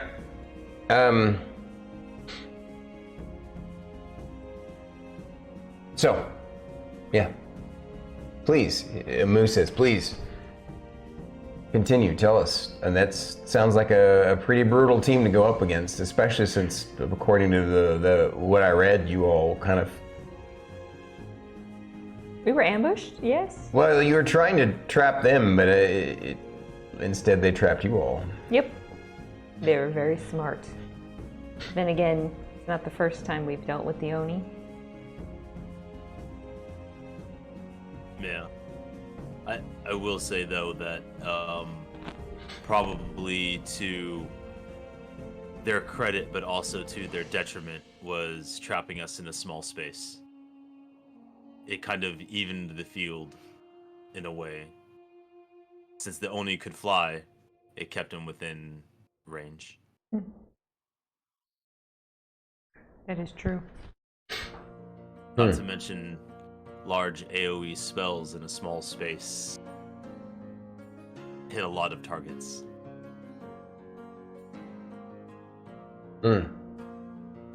Interesting. Okay. Didn't I tidal wave them or something too? Yeah, Yes. Yes, you did. you did. Yeah, the ranger pipes up. Foley says, "Yeah, I read about that. That was a nice move." Thanks. Fern has all these spells that just amaze me from time to time. And Look at you. Moo pipes up and says, "I'm very impressed by Lorkris's prowess in battle. I mean, as we've all seen, he hits like I've been hit by a ballista, and it's very impressive." You hit hard as well. Well, thank you. But obviously, based upon results, not just against my team, but these guys, I think we know where that goes. I'm sure that it would be fun and enjoyable to have some strength contests with you, for sure, in the future. If you would honor me, then I would be able to grow stronger because of it, I'm sure. Absolutely. He says, to that end, I would like to share with you all. I hope you don't mind me saying this if you think this is out of turn, I apologize, but I do want to share that after that first time that after you had defeated us and we came and celebrated with you in your Castaway Inn, and we had that conversation together, you had told me a little bit about yourself and your tribe. Well, to be honest, I know a lot about the history of the Goliath people, but I had never heard of your tribe. I did not realize that there were any tribes in the lands that you described. He says, so I did a little bit of research to find a little bit more history about your people, and I believe, I'm not sure of this now, but based upon what I uncovered from looking at some of the records that the MGA keeps, and based upon my own knowledge, I believe that your tribe might be descendants of a long-lost legendary clan of Goliaths who branched off during the early founding and development of Goliath peoples. It's also why your tribe isn't near the primary nation of Nase, which is where most of the Goliath tribes settled and are known. We've always been secluded.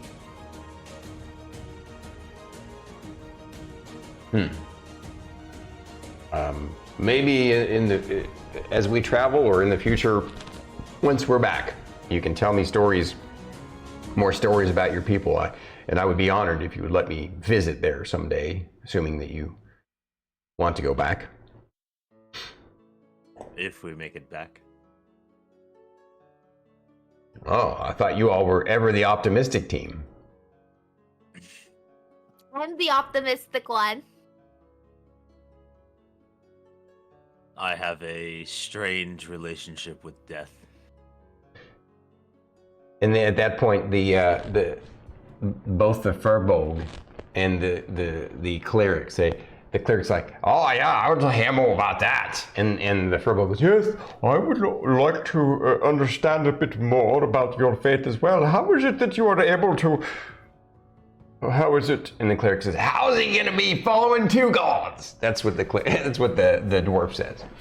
That makes no damn sense to me. That doesn't even work. Like, how can you be a paladin and a cleric at the same time of two different gods? It makes no damn sense. And the Furbolg is like, yes, it is quite perplexing to me as well. Does not your faith split? And aren't they rather oppositional forces?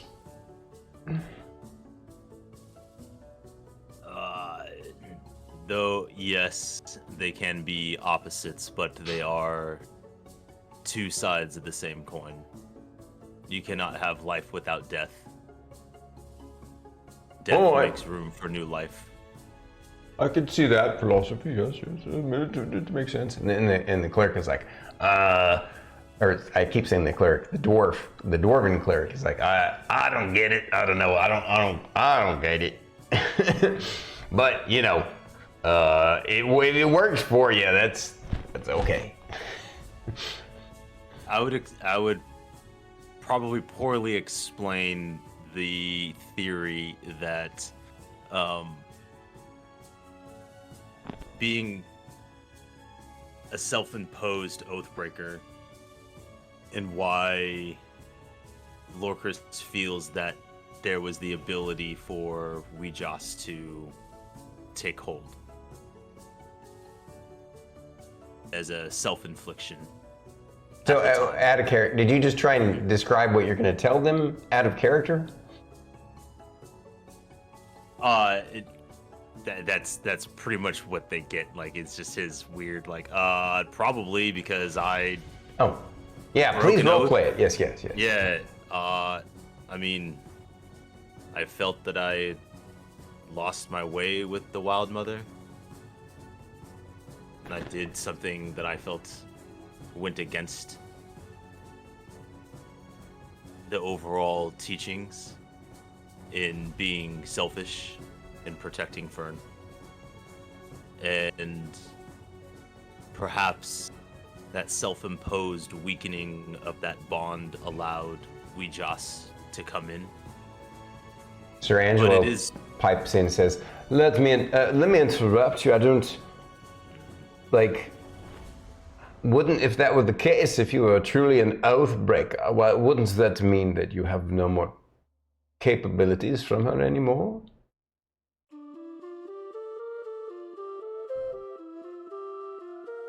true. I don't understand the will of the gods. I will say, admittedly, all rituals and all practices that I do, even if they are for Weejas, always have a touch of Melora. I am a creature of habit in many ways.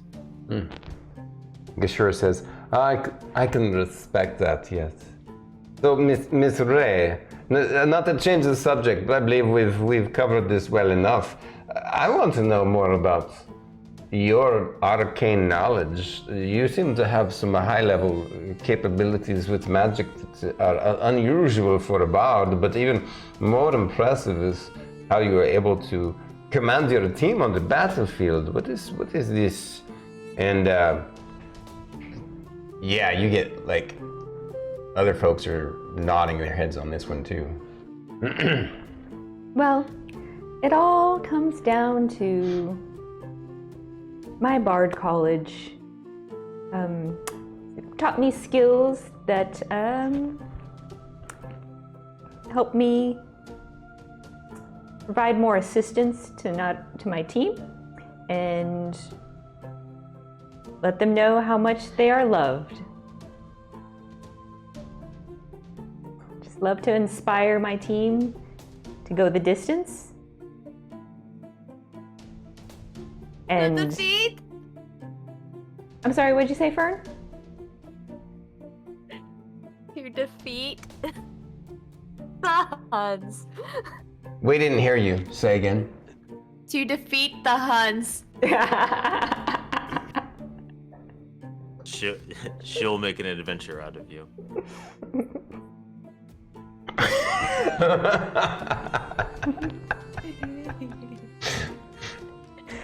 So, down to business. Yeah, let's get down to business to defeat the Huns. Yes, my favorite Disney movie, actually. Well, one of my favorite Disney movies. Me too. So, am I missing something? So, I guess something you said sparked her saying that. Mm-hmm. What was it she said that sparked that? I remember at this point. What did you say? The song in the movie starts off with, "Let's get down to business Yes, to defeat the Huns." the Huns. That's that's the whole line. Okay, interesting. What movie are we talking about? Mulan. Oh, I need to watch that one again. You made me watch that one, and I'm glad that I did. The cartoon? Yeah. A good one. Yeah, haven't watched the live action version though. Yeah, the Dignity and refinement. It's on you. Anyway, continue. Anyways, yes, and tell us about. So I understand. I guess that's. So your college taught you these capabilities. So tell us more about your arcane knowledge and how it will be. I feel like it could be useful on this exploratory, research that we're doing on these teleportation nexuses. well, ever since I was a child, I've always been very into knowledge and understanding. Fell in love with the arcane arts and eventually wanted to make my way into it, but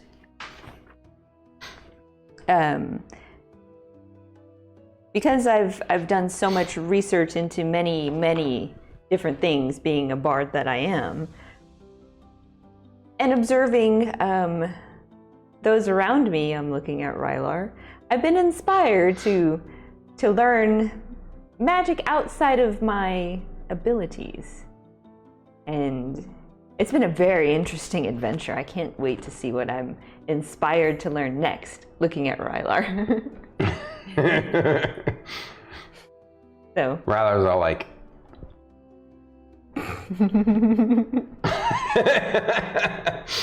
And Fern's just sitting there just tossing little rocks at him. And then like...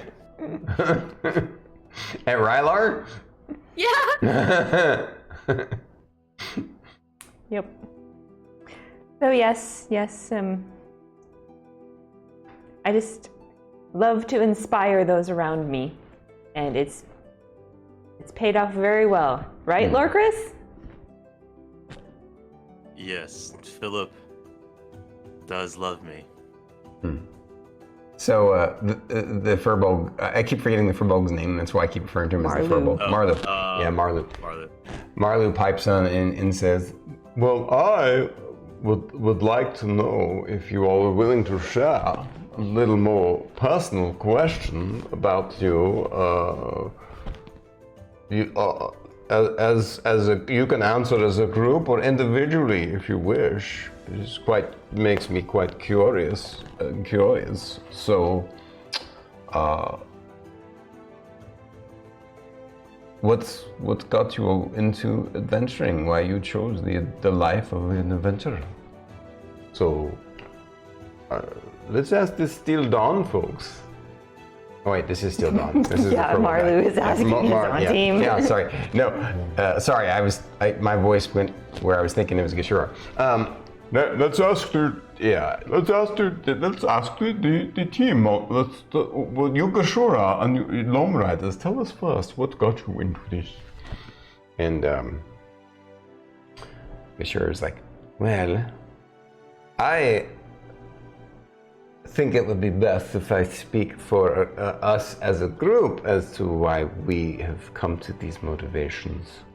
Our main motivation is that we on my team, we just love the exploration and the discovery that we can have while adventuring. That's what keeps us doing it. We all might have started for slightly different reasons, but that is what we fell in love with and why we have made this our passion, our pursuit. It's more than just a career, it's the way of life for us now. I see the same somewhat in these folks, in the relic hunters. It seems to me that there's something, but despite the fact that it is obvious that they love to be in the field, they have a passion for it. It seems like there might be some more personal reasons as well. Before we hear from them though, tell us, Steel Dawn, you ask that question, we throw it back at you. What brought you into this? And the Furbolg, he says, well, I won't speak for all of us either. I will let Daxon tell. And Daxon says, I'm pretty sure that our answer is a bit obvious. We just have a strong sense of duty to use our strength to protect the citizens of this new frontier. We go to almost any length to protect the people of Misty City and the surrounding colonies. You know, that's... Why? Why do you feel like that's your duty? Perhaps it's because our backgrounds are brought up, very much as soldiers, or perhaps it's just some of our own personal background of the things that we went through. You know, for some of us, losing friends or family members instilled in them a sense of desire to protect others.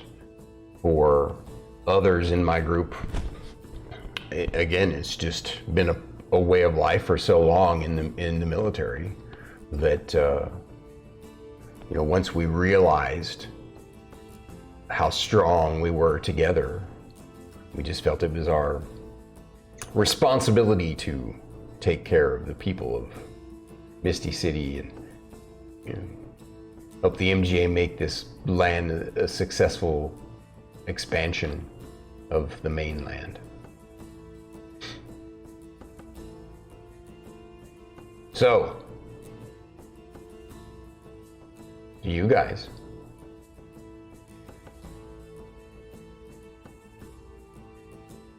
As Marlu said, we all have our own personal reasons to coming to this island and being an adventurer, and me being the bard that I am, I wanted to share my stories and also create and make new stories to share once I feel I've done what I can on this island. But I think as a team, along the same lines of what Daxon was saying, is exploring and protecting the people here. Oh, sorry. I was about to say I was paying attention. Sorry, go ahead. Anybody else on my team want to answer the question? Fern? I don't know if you know this or not, but there's like no other wood elves anywhere.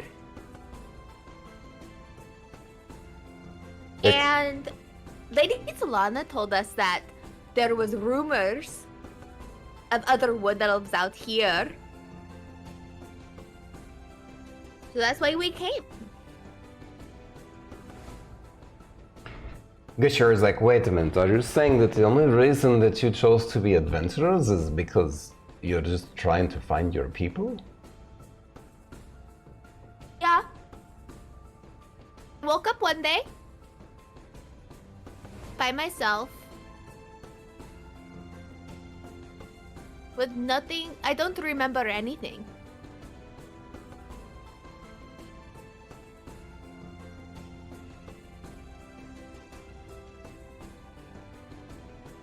Then I met Lorkris. But that's his story to tell.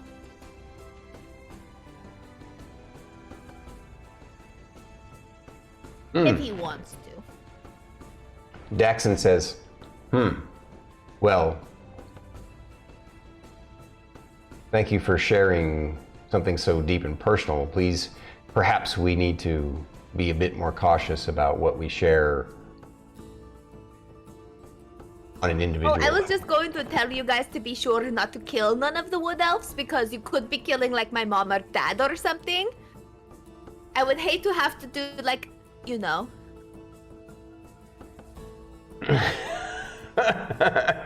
They all look. They realize that you're kind of joshing with them, and then they all kind of start chuckling. And then Daxon says, well, to be clear, obviously, the only wood elves are the deep wood shadow elves that have never actually been confirmed to be anything more than a strange visual anomaly. So. But isn't that exciting though? Daxon says, it depends on what we find out. Whereas Gashura says, no, actually, Fern is right. It's quite exciting. And the rest of her team is like, yeah. They're like you guys. They want to know. And Daxon's team is like, you can tell that some of the folks on his team are like, yeah, I'm a little curious too. Although Daxon's like, he's just keeping him. Nope, we're doing our duty. This is our thing, and Daxon. Does your duty require you to not have fun? Is that like a part of it? Let me ask you there, Fern. What makes you think I'm not having fun? Because you didn't dance with me. Well, maybe my idea of fun is a little different than yours, that's all. Then what is your idea of fun? He looks at his men, and they all in unison nod to him, and he looks back at you and says, honestly, our idea of fun is perfecting our skills in the field. And I want to know, Daxon, what did you learn from us? We could use a more powerful mage as a part of our team. I was going to say the same thing. We thought we had covered most of our bases to shore up that weakness, right? But, you know, we have a lot of resistances, a lot of toughness. But you showed us that certain combinations of magics can nullify some of our strategies and take away our biggest strengths. So we need I think in the future when we recruit, if we ever feel like we're ready to bring on somebody to Steel Dawn again, a 5th member would be a mage. Obviously, at that point, it would be for a different kind of mission than what we're doing for the MGA here. But I want you guys to be careful when you're in the mines. Because, you know, I had the vision when we were in there. And where that dragon is, there's a portal that goes into like another dimension or something. And that's what's oozing all of that miasma, whatever, where it takes away all of the life that lives in the caves. And that's where Guar got dragged through to be turned into a werewolf. So, just be careful. I read your report and read the report about what you said, and thank you for giving us more details on it. To be clear, I'm not confident that we'll even make it to what you're describing. Obviously, our intent is to see if we can find a way past the chasm, but I believe from a time perspective, it's going to take us quite some time just to make sure, you know, our first part of our specific mission is to make sure that the secret tunnels are cleared like the MGA believes that they are, basically as a backup. And then our intent is to explore deeper into and around the chasm to see if there's another way across besides the bridge that was destroyed. Once we determine if there is, at that point we'll need to decide whether we want to use it to explore further or to shut it off, you know, destroy it if possible. We've been given orders to make that assessment on our own once we're there, depending on the threat. So who knows? I mean, if we do find a way across, we will definitely be on the lookout for a dragon and or any other. I mean, if this portal is there, I'm sure that's the source of the humanoid incursion. It is. So then, I mean, we don't know how many humanoid armies, how big of a force is going to be amassing over there. That's another reason why we're not even sure that we will cross over once we find it. We might actually just temporarily close it off and come back, depending on how we assess the threat. And we're not even sure that a way across exists down there. That's why obviously the Archdruid wanted you guys to find another path, and the Loam Riders to find another path. Speaking of the mines, what was that creature we saw in the pit? We left it alone. Oh, this was playing in poop or something? Yeah. Oh, the Odiug? Yeah. We have a physical map of what the mines look like, right? Yeah. That Yeah. we could, yeah. Lorkris will fumble around and like look for Emillynn if like it was over here, right? He's like, I know it was here. He's like, I'm like, yeah, it was right here. yeah. Helping him out. Yeah. It didn't seem hostile, but we left it alone. Odiug, yeah, those are kind of were common at one time in adventuring. Like there are even some castles, I think, in the Bostwick region that still use them in their dungeons as a sort of, organic cleanup for sewage systems. So they can be, I wouldn't say that they can be out of character. What's the word when you... Domesticated. Thank you. I wouldn't say that they can be domesticated per se, but excuse me. What? I mean, they're like, No, I see what I know. they're not. They're definitely not a. If you can create the right kind of ecosystem for them, they can actually be a beneficial kind of symbiote, as it were. Well, there's one over here. Thought you should know. Thank you. I don't remember if we put that in one of your. We probably did. I'm sure it was in one of your reports. Oh, yes. Yeah.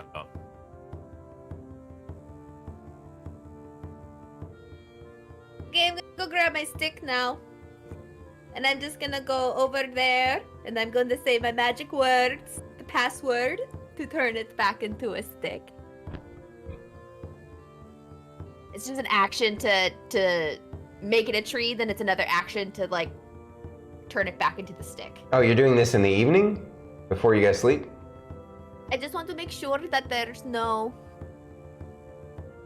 So out of character, why do you need to do that can't you just cast Speak with Plants? I don't have that spell prepared because I use it with my staff. I see. Okay.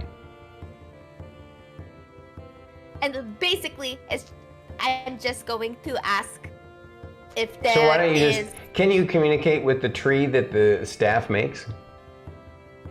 Have you tried? I have not. Can I try? I don't know. Can you? Can you? Do you want to? I'm gonna make a little face with moss Mm-hmm. and dirt and mud and stuff. Mm-hmm. And I'm just gonna be like, Daxon, do you want to see me talk to a tree? Possibly. This might not Daxon work. says, I suppose that would be interesting. And Gishara says, I would like to witness that. And then pretty much everybody else, the ranger's like, yeah, I want to watch that. So everybody they come over and want to watch. This might not work because this is my stick that I turned into a tree. So just be ready, it might not work. You have to put the face on there though, or it definitely won't work. All right. Okay, first you guys have to hug the tree though. Lorkris leans into Moo. You don't really need to hug the tree, but it'll make her happy. Okay, you guys don't have to. He's right. Okay, so I'm going to sit down and try to talk to the tree. So here's what happens. You try to talk to the tree that is actually your Staff of the Woodlands in tree form. And instead of being able to talk to it, since it's not sentient, right? It's just a magically formed tree that, but what happens is it effectively activates the spell, Speak with Plants, through the tree and will let you communicate with some of the, there's not just grass, it's an open field, yes, but there's also some, like brush and foliage. Shrubbery. So there's definitely some plants you can speak to nearby. I'm just going to go down to the littlest piece of grass. Oh, grass.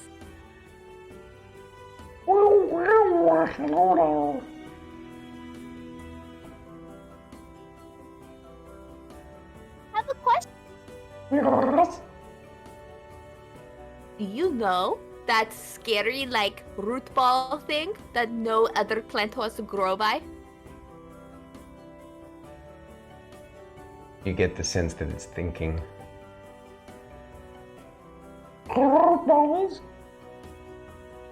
can't hear you. Root balls. He said root balls. Root balls. You can't hear that? What you mean root balls? So like, there's in the ground, there's like these root ball systems that no plants want to grow close to because they kill the plants. Oh, there's nothing like that around here. Okay, good. That's all I wanted to know. Thank you. Oh, okay, thank you. Won't you come visit us? Don't step on us too much. It's not fun. We try very hard to be nice. Oh. That's why I don't wear shoes. Your feet tickle. You tickle my feet. Oh, that's good. Okay, thank you. Okay, bye. Meanwhile, everyone's just standing around, like, waiting for something magical to happen. That's right. And they're like, so this is it? Yep. Their reaction is exactly that. Wait. The guy was like, there's no casting of spell, there's no mystical, like, I didn't hear it. Like, I sounded like a blade of grass talking to it. You just were making funny noises. Surely Yeah. that wasn't really language. It was, though. The language of the plants. You should really hear her speak tree. Most of the people seem kind of incredulous. Foley is like, I think she was speaking to the plant. I can even talk to your horses for you. They're like, at first they're like intrigued, and then they're like, it's probably gonna go just like that went, and they're like, no, it's good. We'll go back to camp. I'm going to cast Speak with Animals anyway and go talk to their horses in secret. Now watch her whip. All right. Now watch So, her mane.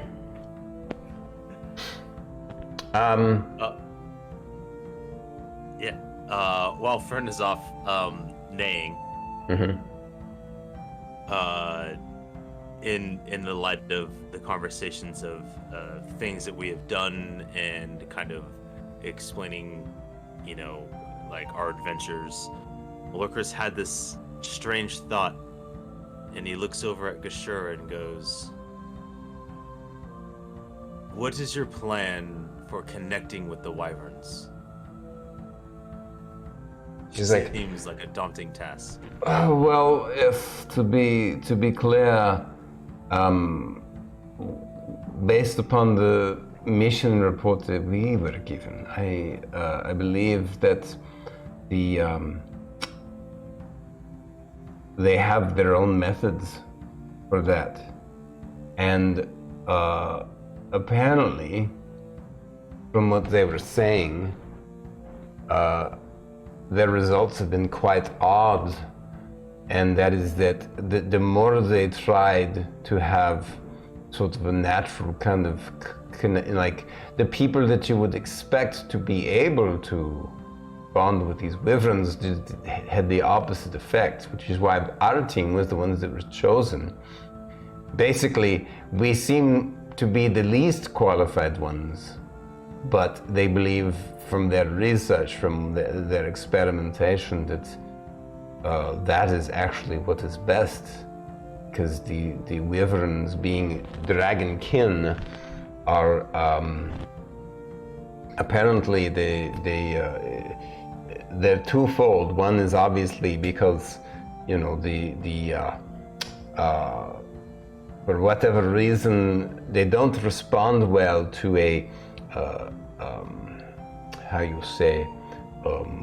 animal trainers, and they don't respond well to I believe they have one of the few other druids over there from one of the other teams, and that has not gone very well. Apparently, it doesn't work well. So, luckily, one of their researchers who helped develop this is a dragonborn such as myself, and that was the best success that they had, and so that is why my team was chosen, because I am dragonborn. I can help have my team connect, and because my team doesn't have any natural predilections, they'll be more open to a connection or something. I don't. So the report makes it clear, but makes it not clear.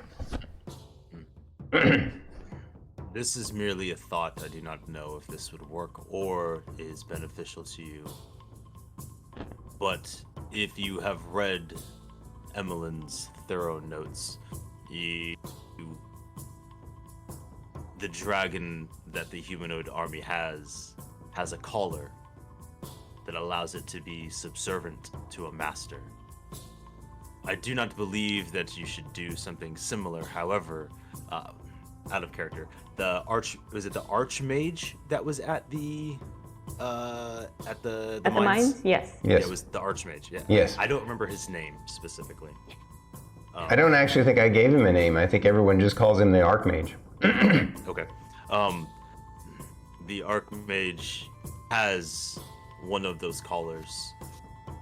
Perhaps understanding how that link works may be beneficial to you. Yes, I believe they gave us some reports on that. They're doing research on it now. Thank you for the Just a thought. intel. I've seen what it can do in the wrong hands, and I do not believe that is the path. However, Yes, I believe that magic is some sort of domination magic, yes. And it's not exact. Apparently, they've been able to. Apparently, you can't break a wyvern the way you would break a horse, right? Apparently, you must. There is some other method that requires a different kind of process. And that's something that they will explain to us once we get to the facility. I'm assuming that we will actually have several weeks of training before we even go on our first, attempted flight or mission or anything. So, thank you for your assistance. I will make note of it for when we go. It was like, yes, that's impressive that you not only can swing your blade effectively, but you also use your brain effectively. He has a lot of time to think because I take a lot of time talking. The half-orc's like, I'm not that good at thinking, so I just let them do it for me. They tell me what to swing my sword at, and that's what I'll do. I understand that. Emillynn relays Philip to tell me to hit things, and I just do it. Weird combination of use my brain, don't use my brain. Okay. Was there any other interesting role-playing or questions that you guys wanted to do at this first night of camp? By the way, you're pretty sure that, based upon the map, actually, let's go to the full map real quick. Not bad.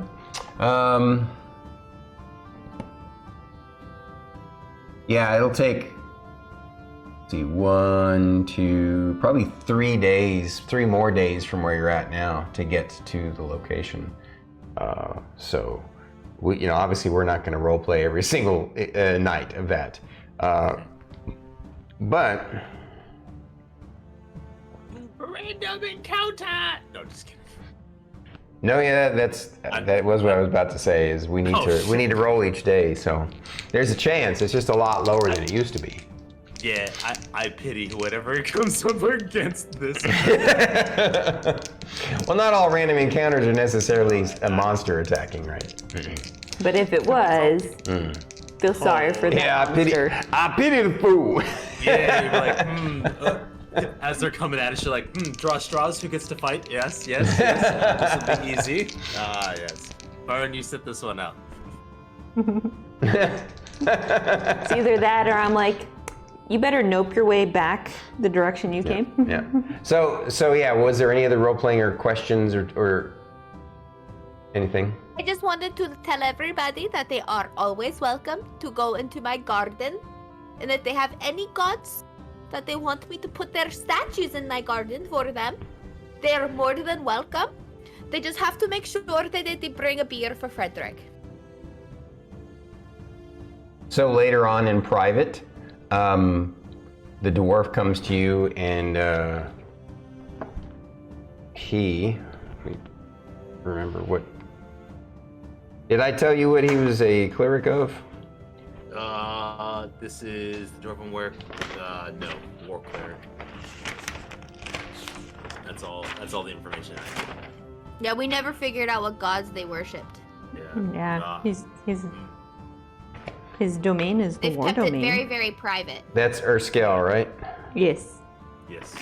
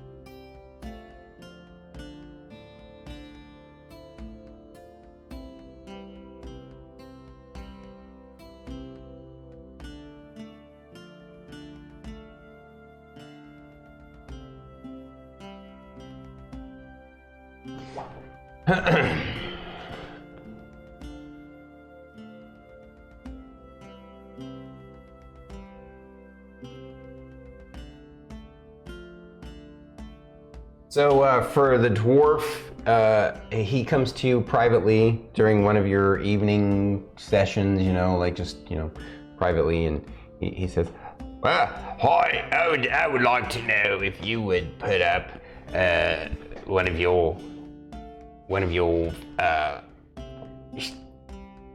honorifics for my god in your garden." Of course. I finally gave him a British accent. I don't know why I didn't before. It was a little more country, but whatever.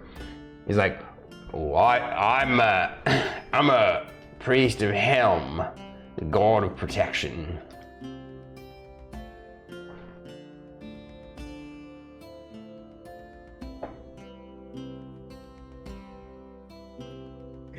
Okay. Is there any kind of particular symbol that you use? Or... He shows you the symbol, and it's what is it? Hands bound at the wrist with a red cord. No, that's not right. That was the wrong one. Staring eye on an upright left gauntlet.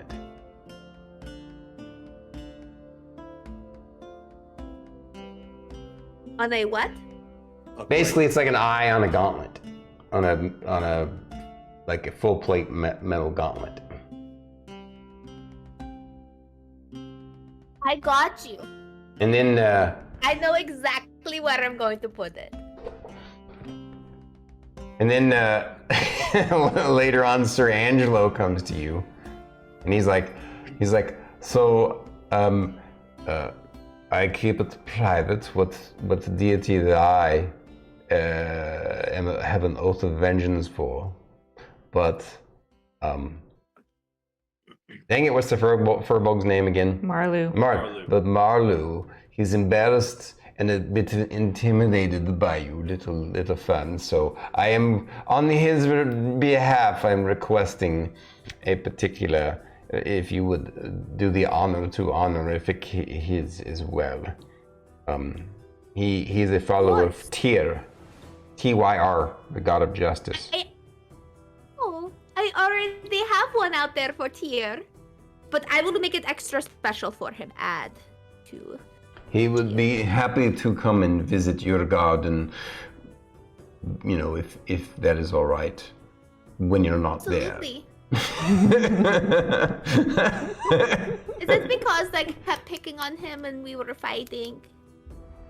Well, yes, you see, in the field, in battle, he is a master of what he does, of his craft, of protecting and working with a team and such. But in his personal life, he's really just a big passive teddy bear, and he's I believe you terrified him. Well, He's still a bit traumatized. Maybe one day that might change. well, you could tell him that I'm pretty respectful if their people are coming to pray to their gods. I'm not going to bother him. Because normally I'm already too busy playing with the plants. So, you could tell him that if he's coming to pray, I'm not going to bother him. I will pass that on. Thank you, little lady. Do you want me to add anything for you? No, thank you. You want me to add just like a rock or something? And you can pretend it's for your god? Because I know you don't want to tell me. I'll just, if it's all right with you, when Marlu wants to come visit, I will come with him. Okay. I'll just add a little empty rock with nothing on it. As you wish, he says. And, crap, I lost it. There we go, okay. Yeah, so was there anything else you guys wanted to chat with these guys about for these, few days of travel before I start rolling the potential randoms? I don't have anything. Specific. What was that? Nothing specific. Okay. Yeah. All right. Probably. This is that first, what did I say, it was 3 days from that location? Yeah. All right. Yes. Look at him. He's I'm ready. I'm ready to kill it. The poor little wolves. First night is completely uneventful.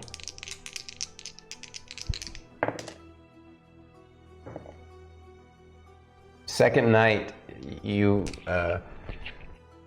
one of the people on watch reports that they heard, you were, by the way, at this point, you would have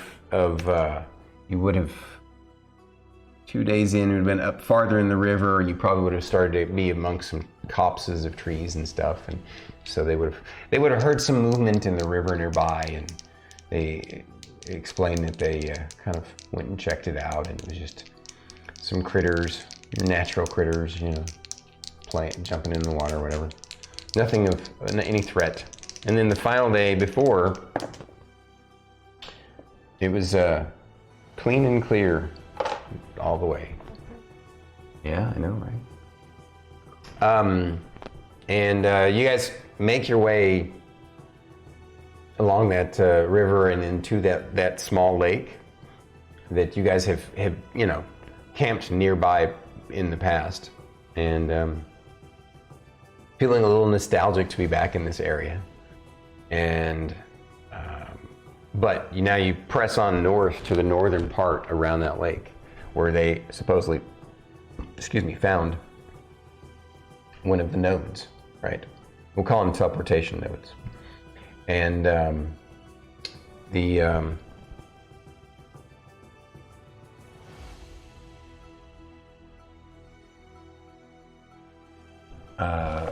you come to your location late in the afternoon, basically right when you're ready to make camp, and as there's still sun out, but it's starting to go down, on the horizon, and it's a beautiful area, and again we're getting a little bit closer to fall, so it's getting cooler, and it's another nice night, and it's a little bit more moist. There's moisture in the air. Not enough that you think it's going to be raining, though. But I can just do Druid craft to tell them the weather. That's true. You can. Do you? Yeah. All right. It turns out that night there's a chance for some light showers, but it probably won't happen on your location. Just maybe nearby, and it should be breezy and cool outside. Little Miss Weather Lady. It's going to pour down rain. You tell them that? I'm kidding. I'm okay. kidding. Was that Druid being mischievous or That Fern? was Druid. That was Druid, okay. Druid. That wasn't Fern. What is the saying? Fool me once, shame on you. Fool me twice, shame on me. Fool me 3 times, you're the weather person. Yeah. So I will say, yeah, that's good. So on your last few moments around the lake, as you're making your way there, Daxon asks everybody to huddle up close to each other while riding, and says, "All right." He says, everyone listen up. What we're going to do is, because we believe that there have the potential to scry on the location of each of these nodes, our goal is to draw them out. So we're going to go camp there, and but our intent is to disturb it, to investigate it, to research it, to figure it out, right? So, but we want to go into this, basically think of it as sort of a stealth mission where we want to present to them that we aren't really expecting anything. We don't want them to know what our intentions are. But we're going to set up our camp in such a way that we can we want to basically set up the camp such that it seems like we are in a weakened state to the positioning of this thing. So we're going to need you guys' assistance to suss it out. I believe that just up about around the bend at the edge of the lake, one of the other teams has set an arcane mark. I believe you guys Rylar can spot magic, right? Mm-hmm. At will. Yeah. Yes. So if you could have him be looking out for that, that will be our kind of junction point, because I know based upon the map that I was given precisely where it is in relation to that arcane mark at the edge of the lake. Rylar, did you hear that? You need to be on the lookout.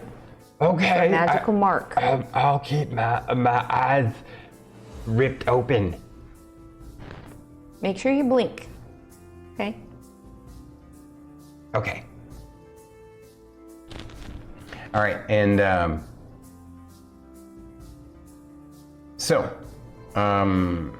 and then of course he clarifies. All right, so we're going to set up camp. We're going to make it look like that we're researching the area, but we don't quite know where it's at. So we're going to have to kind of locate it, but do our research in such a way that we're not obtrusive. So our intent is, so Rylar has the ability to detect magic at will, but from what I've read, he doesn't quite know how to master it to the level of being able to give all the details of the magic. Is that correct? Yeah. Yes. All right, so then once we have located it, we'll have you and Gashura start a detect magic on it, and I want it to be your focused concentration style detect magic, the kind where you're determining exactly the nature of the magic and all of those kinds of qualities. We're basically wanting to try and find anything that we can to understand it better, how it works, and yeah, that's the intent. So, any questions? Anybody who has detect magic can join in on this if you want to too, Fern, if you can do that. And same thing for my team. All you guys who I know can detect magic. And we're going to be on the lookout for anything, because we're expecting, based upon what happened the last time this place was, one of these nodes was disturbed, we're expecting something to happen. All right? Now, granted, obviously there's a bunch of us, so maybe we're shooting ourselves in the foot because we have so many of us.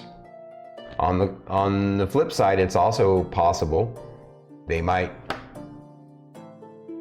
think this is an opportunity. What? They might be greedy. Yes, exactly. That's where we're hoping. We'll see what happens. At the very least, if we can research the area and understand it a bit better and you know, look at the magic and I don't know, you guys know this magic stuff obviously better than I do.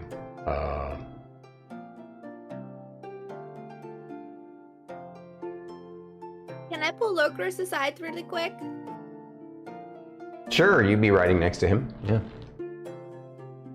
Hey, Lorkris.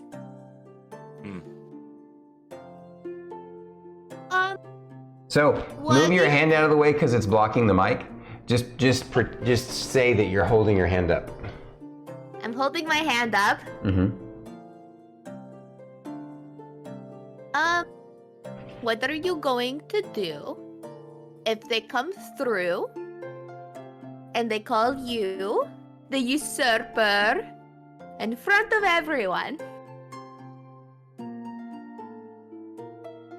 I still don't know what that means, so I'm just as clueless as everybody else. Would you like to slightly back up a second, guys, and say that one of the nights of camping, you all would have had a personal team meeting and discussed this? I'm okay with that little bit of tiny of a retcon, because I can see why Okay. you as players might have forgotten this, but your characters would want to communicate about it.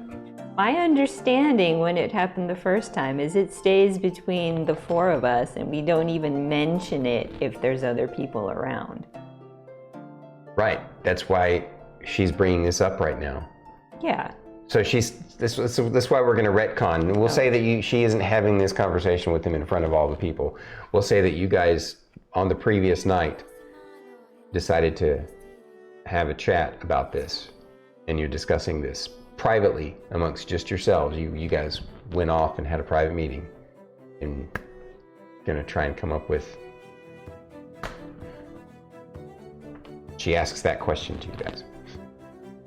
So, Fern, if it does happen, we honestly do not know why.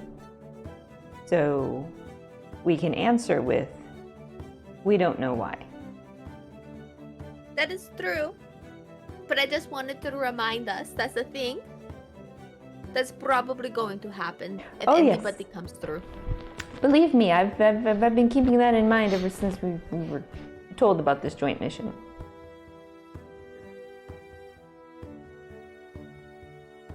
But remember, we honestly do not know why. Okay? That is true, we don't. Right, I was like, it's not a lie. yeah, so what, aren't they, isn't that gonna be like weird? What do you mean, Rylar? I mean, that's why I see for bringing it up, right? Like, aren't they gonna be, they're gonna be all, they're gonna like break us up and stuff. That scared me. I will not let that happen. Well, what happens if they try? I mean, you know, these people seem nice and all, but I mean, like, you know, DMGA wants to break us up. Are we gonna run away? Yeah. We'll go back and live with Lady Solana.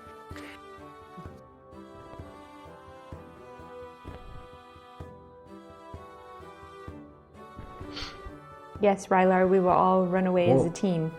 Well, go back to Lady Solana. I don't know her, but, you know, I'll follow you guys if that's what you want to do, but you wouldn't want to give up on all what you're trying to figure out just because these guys, there's lots of places we know this island well. We could hide all kinds of places.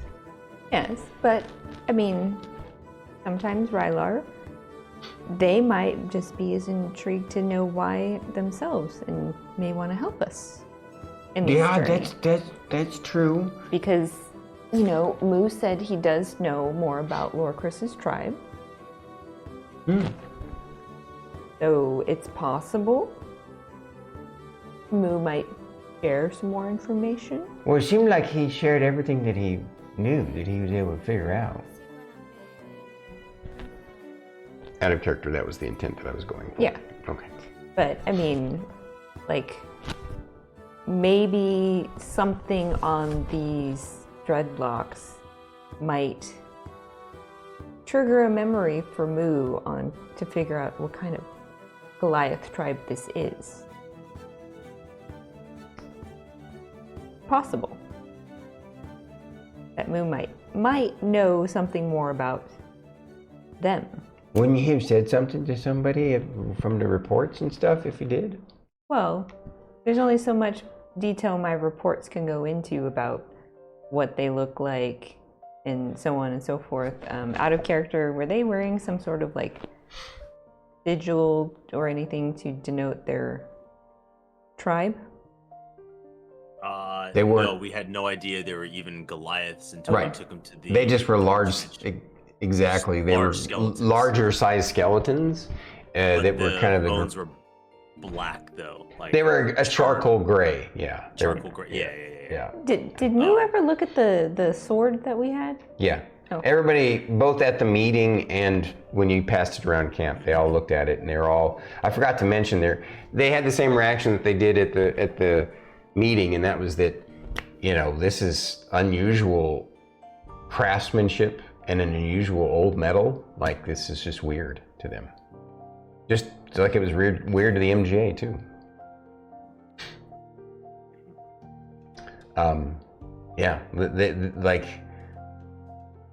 During your conversations with them during the last few days, he would have been like, yeah, unfortunately, this whole idea that there are these 15,000-year-old Goliaths just blew his mind.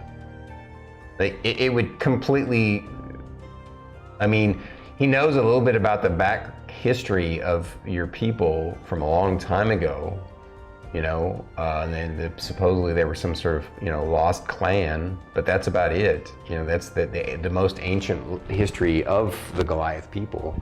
But, you know, he does point out that there's a lot of older history, kind of prehistory of the movement of the peoples that, you know, no one knows.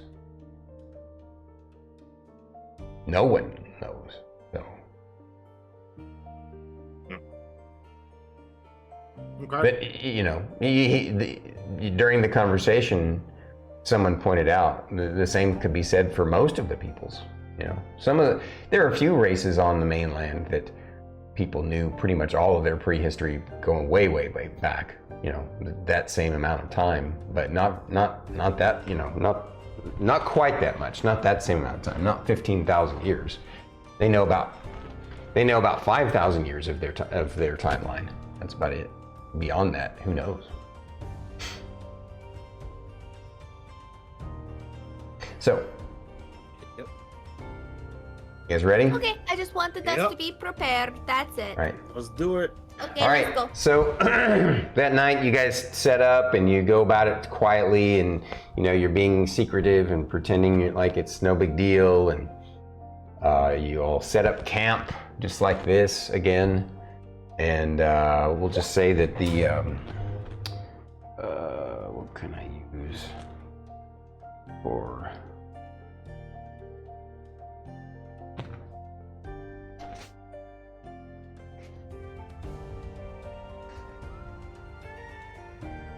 we'll say that there's,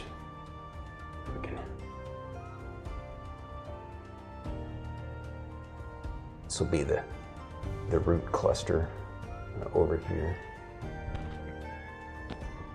we'll say it's kind of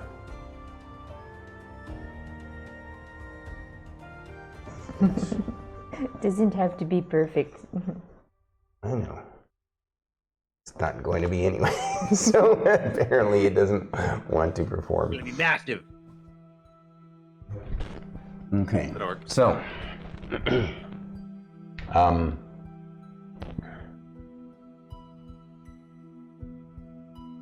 during that time, you all do your detect magic scans on it, the ones that want to, right? And you know, You detect magic in the area, but of course it's deep. Deeper than the range of the spell. Right? And so the only reason why they were able to locate it is because they had some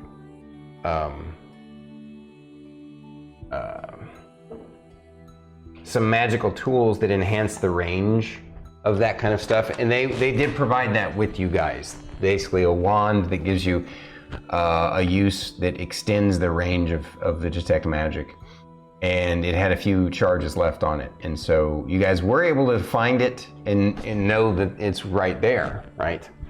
But unfortunately, it doesn't really give you any more information than you guys can already figured out. I mean, it does give you that it's... The cool thing about it is it does give you a vision of it. And the plants called it a root cluster, right? But really, it's... If I remember correctly, were you guys able to see it? Or you were able to see it? Okay. Was it because you dug it up? Yeah. So it looks like an actual pattern, right?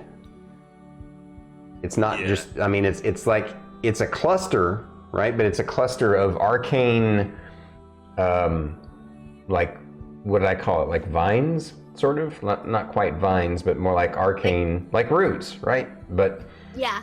I got like a string vibe. Like yes, exactly. Like yeah. a balled up, like ball of yarn, but not like.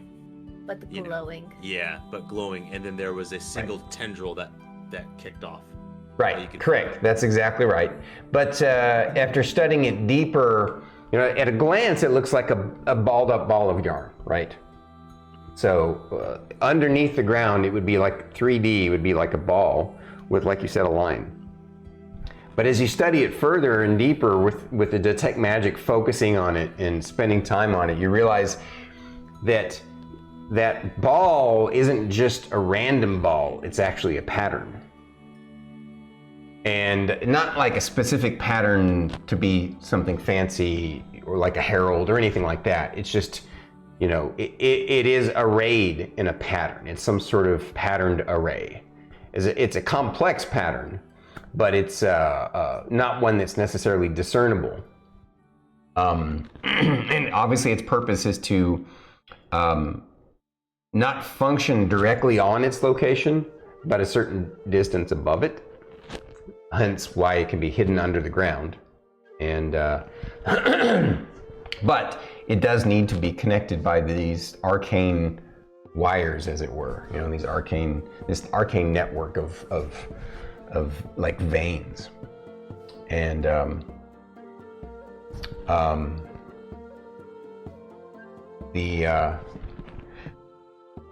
as you guys study, you don't really gain any extra knowledge or information regarding it beyond. I mean, if you have any particular questions that you want to ask me, then I can answer any questions potentially. But I don't have anything extra to give to you regarding it right off the bat. Any questions? The only question I have that's kind of come up throughout the night is, does Fern still see blue lights? Has Fern seen any blue lights? She hasn't seen a lot of blue lights for a long time, but that's also because there hasn't been as much clearing of enemies, right? Most of the stuff you guys took care of by pushing back the humanoid armies in the Golgothian mines, and then taking control of their network of tunnels, which was how they were traveling and getting around in the land. Gotcha. Okay. And also, you and other adventurers have taken care of a lot of the monsters around the southern part of the island. So, gotcha. Okay. It's the only thing I was curious about. Right. So, actually, I put it there, but I'm gonna actually move it. It's actually over here. Retcon. It doesn't matter where it's at, right? I mean, we'll say, yeah. I mean, it's. What was that? It moved. It moved. It didn't move. No, it didn't move. Yeah, we watched. All right, if you want it there, fine. It's still there. It's still there. No. But you guys throughout the night moved around. It's a teleporter. It can move. No. Yeah. Now we would definitely want to put the tree in a different spot, though. So I guess it doesn't. I know we're being silly, aren't we? I have a question. Yeah. Question. Do you think it would be a really good idea to pull out that extra skull and sword so they see that we have it to taunt them? They split Serangelo in half. Oh, Serangelo, keep it Keep it together. together, man. jinx. You said keep it together, and he said keep it together. You guys, that's funny. Yeah.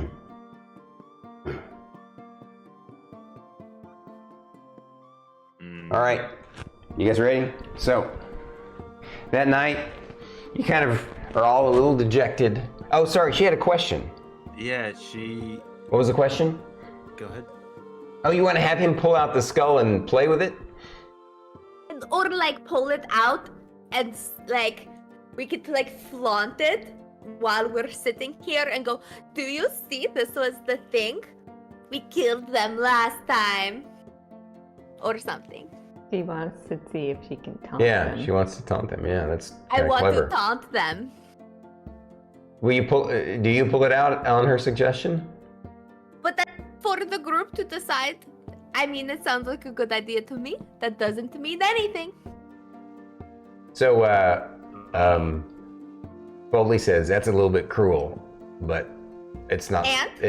But it's a good idea. and Gishira's like, ooh, it's clever. I like it.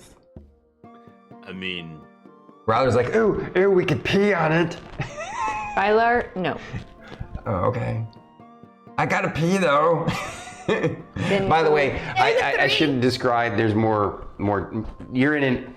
Obviously, you're by a lake, and it's very, very heavily forested too. So, I'm gonna get more trees for funsies. Okay. well. We'll say the look at lake. every- Here, I'll just draw. The lake is. I'm putting it back over here. Damn it! That's where I had it. It's a teleporter. Mm-hmm. The lake is over here.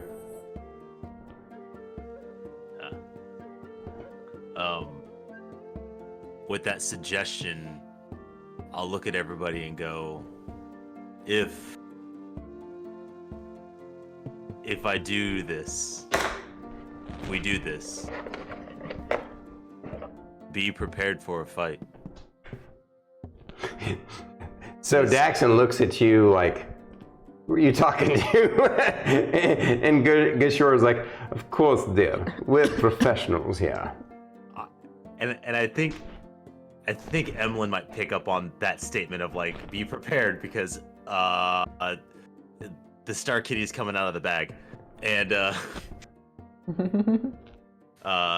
it's like, okay. But Lorkris has his own idea on what he's gonna do with it.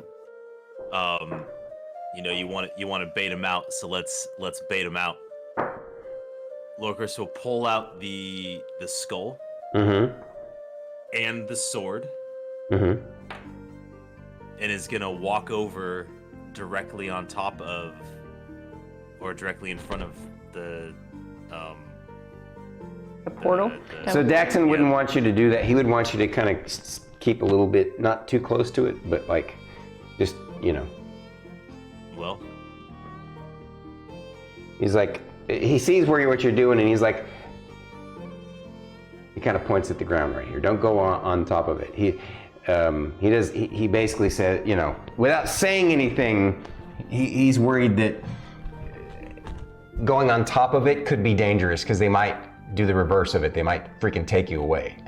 I mean, the Lorkris is not gonna stand like directly in the middle of it all, but he's gonna get pretty close. Yes, and- we don't want them to take you away. Yeah. And then he will bury the sword into the ground and place the skull on top of it, facing the Okay, I teleporter. see what you're doing. I see what you're doing there. I like it. Well, let's see. Do I have a way of doing that? But I'll put this up here for now.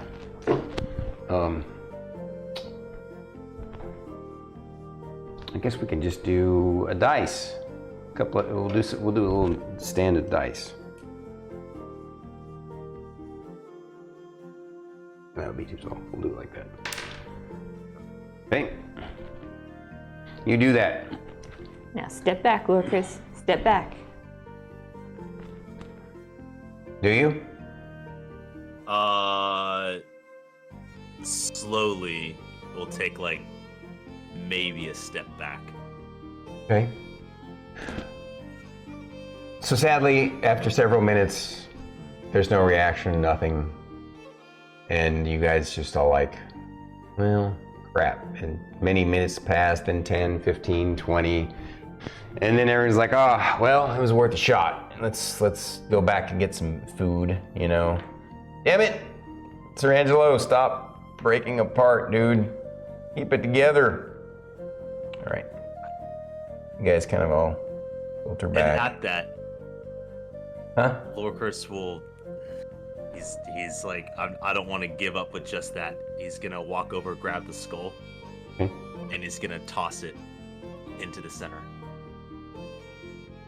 What, he's tossing it over here? Yeah. Okay.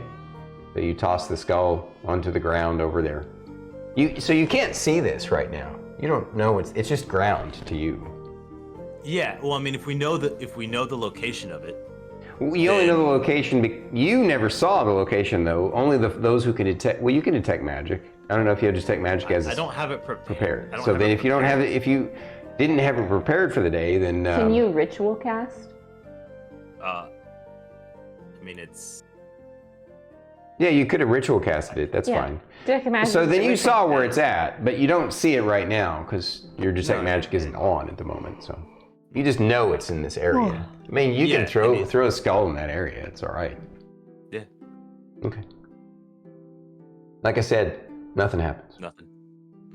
Lorkris, they might be trying to wait till we're like not as many people awake.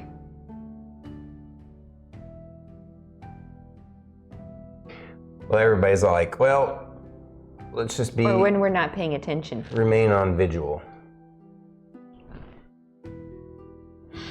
So do you head back to your team? Yeah. Because if you were going to resist, I'm like, Lorkris, I'm being insistent. You come back over to us.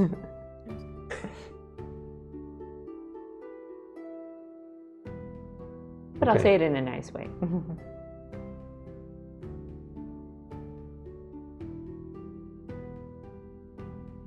So, about that time, Gashura says, I don't suppose you all have any more of that delicious pie. And Rylar gives a sad face and says, I'm sorry, I don't have any more. I don't think we have the right ingredients in this area. Is that right, Fern? We don't have the right ingredients in this area. No. There is nothing. That's too bad. Everyone's like, oh, they all seem sad. And Rylar says, well, I know we don't have any flavorful food, but Miss Ray can make us some flavorful music. Would you make us some music, Miss Ray? Of course. All right. You start playing. Mm-hmm. Bossy Ray. 31 for my perform. All right. Everyone's again blown away. And halfway into your performance, suddenly the teleportation node lights up. You guys see this huge kind of blue glow, like a glowing, it's not an orb, it's more like a pointy egg, if that makes sense. Like, I think that's the way I described it to you guys before, was that when it lit up, it was just this kind of like blue kind of, or did you even see it in use? I forgot. No, we did. You did, okay. We watched them teleport away. Do you remember how I described it? Did I? Because I've described, I confuse myself sometimes. I have lots of different teleportation. I remember like a blue flash. Just a flash. And the Yeah. fact because we were able to see that blue glow, we saw what it was. It flared, and I remember it flaring and disappearing. Yeah. I don't remember it flaring when they showed up. They were just there. But it was a whirlwind. But there was a lot of shit going on. Yeah. Well, I'm gonna tell you what. I'll just draw the spot. That'll be easier. Could have done this to begin with. Well, no, I guess I shouldn't have. That's what's underneath the ground. Suddenly, this above the ground though is this lit up flash of blue light, it's basically this kind of egg-shaped orb, and it's like the blue energy is like tendrils shooting up to the top part of it, and it's just like, and there's kind of like a little bit of static electricity coming off of it, and then it vanishes. And where did I put him? I put him away. Damn it! I meant to grab this guy. We're gonna start with combat next week.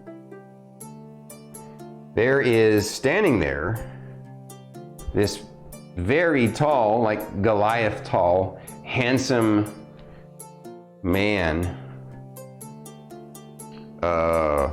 with like just like this. He's got a purple cloak and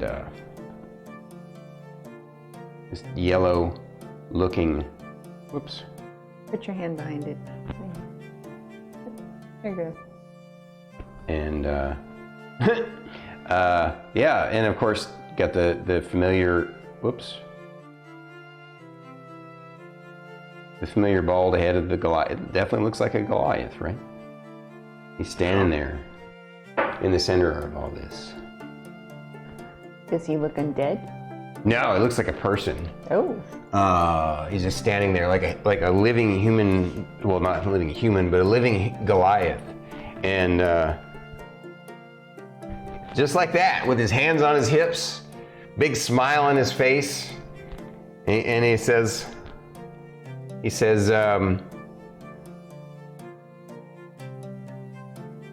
well, hello, friends. It is so good to meet you.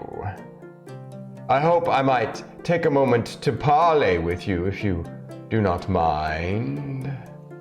Speaking in a really kind of strange old version of common, kind of really strange kind of, you almost get the sense, not old, it's a strange accent, almost like he comes off as somebody who only kind of recently learned it, if that makes sense. I'm looking over at Daxon since he's the one in charge. Yeah, everybody's wide-eyed now all of a sudden, and of course everybody stands up and to the ready. They got all their hands on their weapons and stuff. And he says, I assure you, look here. He pulls up a white handkerchief. I have my white flag, I believe.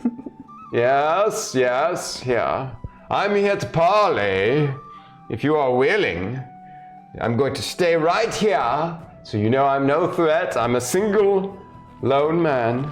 I am a representative of the Triumvirate, and I'm here to parley with your leader, if you are able to speak for your people, as I am. And Daxon, of course, he's, in his team, you can see them kind of slowly inching in the moments. And of course, you guys all, ready yourselves, and Sir Angelo's making his way over here. Please, not of this posturing. You have no reason to see me as a threat. I'm here to parley. That is the right word, is it not? To negotiate, to offer diplomacy. And Rylar comes over and he like comes over here. He yanks on you. He said, Mithray, that guy's glowing magical. I don't think he looks like what he really looked like. Thank you, Rylar. And so Gashora says, Well, I suppose we should hear him out. And Daxon then says, very well. He kind of, he looks like he relaxes a bit. You can tell that it's just kind of a feint, as it were, right? He's still ready to pounce. And you know, of course, as she had said that, she moves over here, and Daxon moves over here, and you know, they're like this, and you know, of course, you guys are curious too, so you all come a little closer. Fern actually is gonna go towards the trees a little bit more, towards the back. Over here? So you don't have time to go that far. Trees. So, huh? Oh, like towards like where the big fluffy trees are. Oh, this like way? That. Like this way? Yeah. Yeah, that way. Okay. So everybody kind of moves, gets into position like this. Backed up. Yeah. Back So- up crowd. Like Spread out. Rylar, keep an eye on Fern. He's like, okay. And so Daxon then says, very well, representative of the Triumvirate, whoever you are, we don't know who that is. And he says, yes, well, you see, I am a representative of the Triumvirate, and I'm here to explain to you that my nation are the indigenous people of this land, and we are its rightful owners and rulers. You people here are colonizers. You are invaders of our land. You have encroached upon our sovereignty, but we are willing to forgive thes things. Yes, we're willing. Quite willing to forgive these things. We are willing to work with you. Honestly, we don't care too much about the south side of this island. It's not that meaningful to us. We were willing to work in harmony and to allow your people to share this land, or you humanoids, you peoples who have colonized, what is it, your city there on the coastline. But we must, of course, negotiate a deal to make this fair for us. And Daxon says, very well, I and my team are versed in negotiation. Isn't that right, Gashura? She says, yes, of course it is. And Daxon says, we are willing to hear what you have to say. What sort of conditions would you all have to let our organization, our people, continue their expansion into the southern part of this island? We did not know, because it was so difficult to make our way further north because of the almost supernatural barriers to that. And so we did not mean to offend. We would be happy to make some sort of recompense if that is necessary. And the representative says, well, it's good to know that you're willing to listen and open to suggestions. We have but one simple condition we are quite happy with, and it's the only thing that will stay our wrathful potential. You see, just to be clear, we insist that all of you here, you see, those who are willing, we would prefer the best condition, which would be, we insist that all of you people, we want you to slay that one right there with the green eyes and his friends, and we want you to give us his corpse to take back to the Triumvirate. If you do this simple thing, it will keep our 1,000-man undead army from being unleashed upon your cities. Yes, it's a good deal. It's the best of deals. And you see this moment where you see Daxon. He kind of like, what? You're saying you want us to specifically execute this man and his friends to keep your armies from attacking our people? You know, of course, everybody else is like kind of stunned by this ridiculous request. Too. Yeah, and he says, yes, see, it is quite simple. If you do this thing for us, and you promise never to come northward into our lands, into the mountains, we will leave you alone forever. We will even make it a mutual metaphysical pact. We will sign whatever contract you wish. Do this for us, yes. And Daxon looks over at Gashura. And Gashura, and he looks over at you guys, and he looks back at Gashura. And Fern is wild-eyed right now. Yeah, like, I'm sure has she her is. Staff out, I'm sure ready she to is, go. yeah. Gashura Womp. looks at you guys with this kind of look. And then she looks back at Daxon. And in that moment, you guys almost, you're not sure what, like, you know, obviously it's a very tense moment. And you're not sure what you're seeing, but Daxon, he kind of looks directly at Gashura, and Gashura looks at him. And Daxon kind of, like that, with a nod of his head, like a question. And then she kind of glances at you guys and looks at him, and then she nods. And in that moment, Daxon, you have this moment where you wonder, is this the moment where these two teams are gonna? And suddenly, she casts a spell directly at this guy. And he rushes forward. You can tell that she's casting a spell that would try and lock him in place. I forget the name of the spell. That stops teleportation. Dimensional anchor. Yeah, dimensional anchor. And Daxon rushes forward, and his team rush with him. And but unfortunately, the guy says, "Fools!" and teleports away. I had questions. Fern is like in front of Lorkris with her staff, staring at everyone.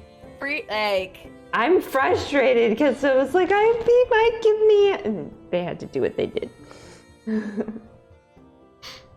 Daxon says, he looks at you guys, and he says, don't you worry, little Fern. We had no intention of hurting Lorkris or turning him over to those people. One, we don't even know if what they're saying is true, if they even have an army, right? Two, we don't negotiate with terrorists. And three, there's an unspoken kind of rule amongst us adventurers in the MGA. We back other adventurers. Because you never know when your back is going to be in the wall and another adventurer is going to need to back you up. So don't you worry. My nods to Gashura was we were on the same page to try and lock him down, to see if we could capture him. Unfortunately, He had some type of glamour hiding his true. Yeah, I thought he was using magical disguise self. And the cleric's like, oh yeah, I can confirm that. I cast detect magic when no one was looking, and I saw he was using the disguise self. And Rylar says, I think I saw through his glamour a little bit, and I think he was like a dead thing. He was just one of them skeleton things too. Did that other skeleton head get taken with him?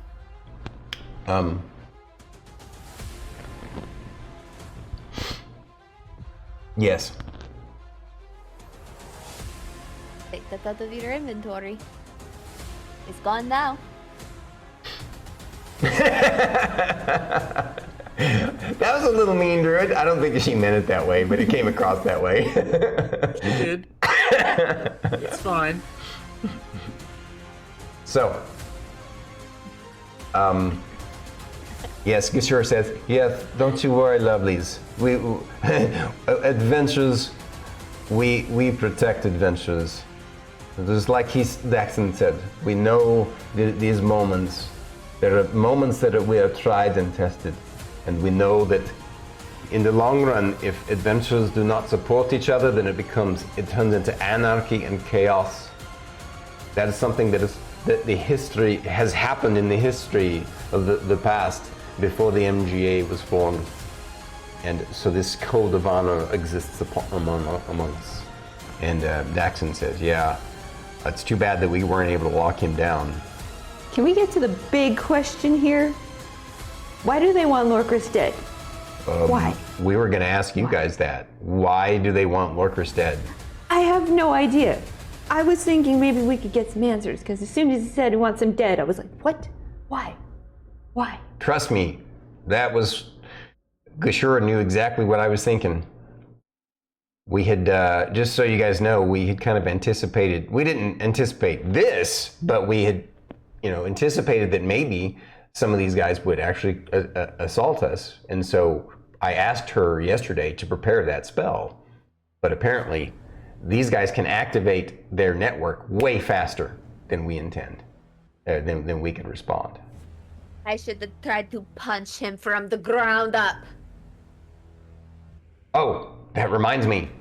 Someone here, pull out the extension wand, and Gashura pulls it out. Cast the detect magic. See if the node is still there, and she does. And she's got a dejected look on her face.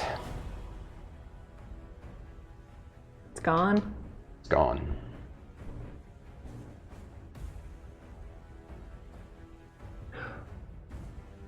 Well, this is actually a good thing, guys. It's not a good thing that we weren't able to find out more information, but we actually did. We do have more information, right? We know that there's some sort of nation that they call themselves the Triumvirate. We know that they are beyond the mountains in the northern part of the island. Based upon what you're saying, they're undead Goliaths. They protect these teleportation nodes to a degree they don't want anybody using them. We can use that to our advantage. So now that we know these things, we can have a separate mission for the MGA to find as many nodes as possible. And if they can basically have enough of a force to defend the node, they have the potential, like if they dig it up, we can get rid of the nodes. And then we eliminate their ability to travel over here. And it moves like a still. Lorkris, what's going on with you? What is it? How could 15,000-year-old Goliath ancestors, ancient Goliaths, have anything to do with you? It's got to be because of you being from that lost clan, or at least a descendant of that lost clan. I'm a Goliath. Why didn't they target me? And Gashura's like, oh, that is a good question. And Daxon and his team, everybody's like, that is a good question. Why are they targeting Lorkris, but not Moo, who's also a Goliath? Lorkris is gonna look at Emillynn with that look of like, do I say it? I shake my head no. That's perceived by everybody like you're just as confused as they are. Yeah. It's like, I have so many questions. I mean,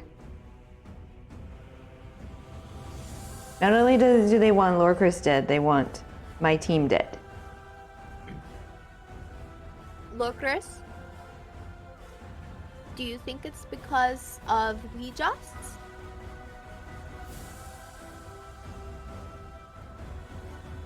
Do you think that maybe you could talk to Weejoss about it, maybe?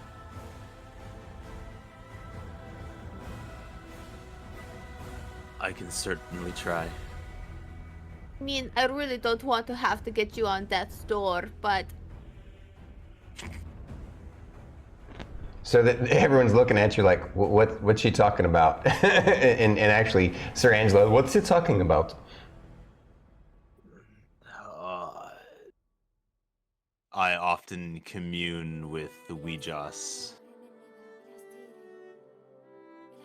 while walking that razor-thin line of life and death. So, Moo says, so what, you're saying when you fall in combat, you get to commune with your god? Kind of. It's less of a commune and more of a scolding, but yes. The cleric starts laughing. The dwarven cleric starts laughing at that, and the furbolg cleric, he's like, he's like, I can't fathom that. I can't fathom that. I chime in, going, well, Weejoss is the goddess of death. So they're like, yeah, that's true. You know, so. I don't know. Maybe you could just be like, hey, Weejoss, can I not die for you to come talk to me, please, or something? Well, perhaps you can, Daxon says, perhaps tonight, when we, actually, after we go back to, camp, maybe you can take some time to meditate and see if you can commune with her. I mean, like you said, I don't know much about it, but I know that Sir Angelo and Marlu, they do that, and sometimes it works for them. Yeah. I have questions that need to be answered. So Foley comes over to you guys and says, "You guys all right? You're looking a little pale. Hope you didn't pee your trousers there." well, wouldn't you be looking a little pale if you had a death threat? Yeah, no, I get you, but I mean, me and my team, we know Daxon would never have come after you guys, but I can see there was this moment where you were probably wondering. I could just see Fern gravity. Just going up. You saw me scroll down to all the way down to my. I did. I scrolled all the way. So ready. I was ready to just reverse gravity the shit out of everyone. All right. So, so then Daxon says, "So, as I said, we don't know if he's telling the truth, but it does concern me if he has an army of 1,000 undead, like he said. To be honest with you, I think what we're going to have to do is tomorrow morning, based upon these results, we're going to have to amend our own mission, and we are going to break off from you guys and head south and go right back to Misty City to report this to the MGA and come up with a plan of how to knock out these nodes and get that in implementation right away. And then we can move on to our Goldothian mine mission. I think the leadership would concur with me that this is the best option." You had something to say, Lorkris? Over the table. Oh. With a passive 18 Mm-hmm. for insight, Mm-hmm. would I be able to discern whether that was a bluff from that guy? I like about the. You mean from the representative of the Triumvirate? Mm-hmm. In the moment, no one said that they wanted to read it, so it's kind of like the moment has passed. That's fair. I should start insight checking people because I have a +11 to my insight check. Yeah. Yeah, it's a thing. It's a thing. Not fair. But yeah, with that said, Daxon says, yeah, and Gashura says, I concur. I think that's the best opportunity. They're the best option. We will obviously move on to our mission, and as will you all. Do you all feel maybe we should change the mission altogether, the parameters altogether? Maybe they shouldn't be alone. If they're being targeted by these people, what do you all think? What do you all prefer? We have to do our mission. I understand. We need to make it to the grove. You guys don't understand. We have to make it to that grove. The accent says, yes, and also, honestly, if you think about this, if they are targeting these folks, it might, please don't take this the wrong way, my friends. Understandable, it's beneficial if we are away from the city. Yeah. Because if they are targeting us, they can come after us. We understand. Yep. Right, team? I mean, obviously, as a fellow adventurers, we don't mind being in the fray to help protect and defend you guys. But we don't want you anywhere near civilized, anywhere near the towns where the innocent might be harmed by these things. Now, so far, the only time we have encountered them is on top of one of these teleportation sites. Not to say staying away from civilization right now is not a bad thing, but I find it hard to believe that they would immediately just invade. Yeah. Strategically, I see your point, but we have to prepare for that as a possibility, which is why we should head back. And it sounds like you've confirmed that you're going to continue on with your mission, and then Gashura and her team are going to, Loam Riders are going to make it, head out as well. So in the morning, that's what we'll do. We'll Do you have a map of where all the other nodes are? There's only been a few that have mapped out. Of course, there are lines on them, so. Does it match my map? Well, I believe it has been extrapolated off of your map.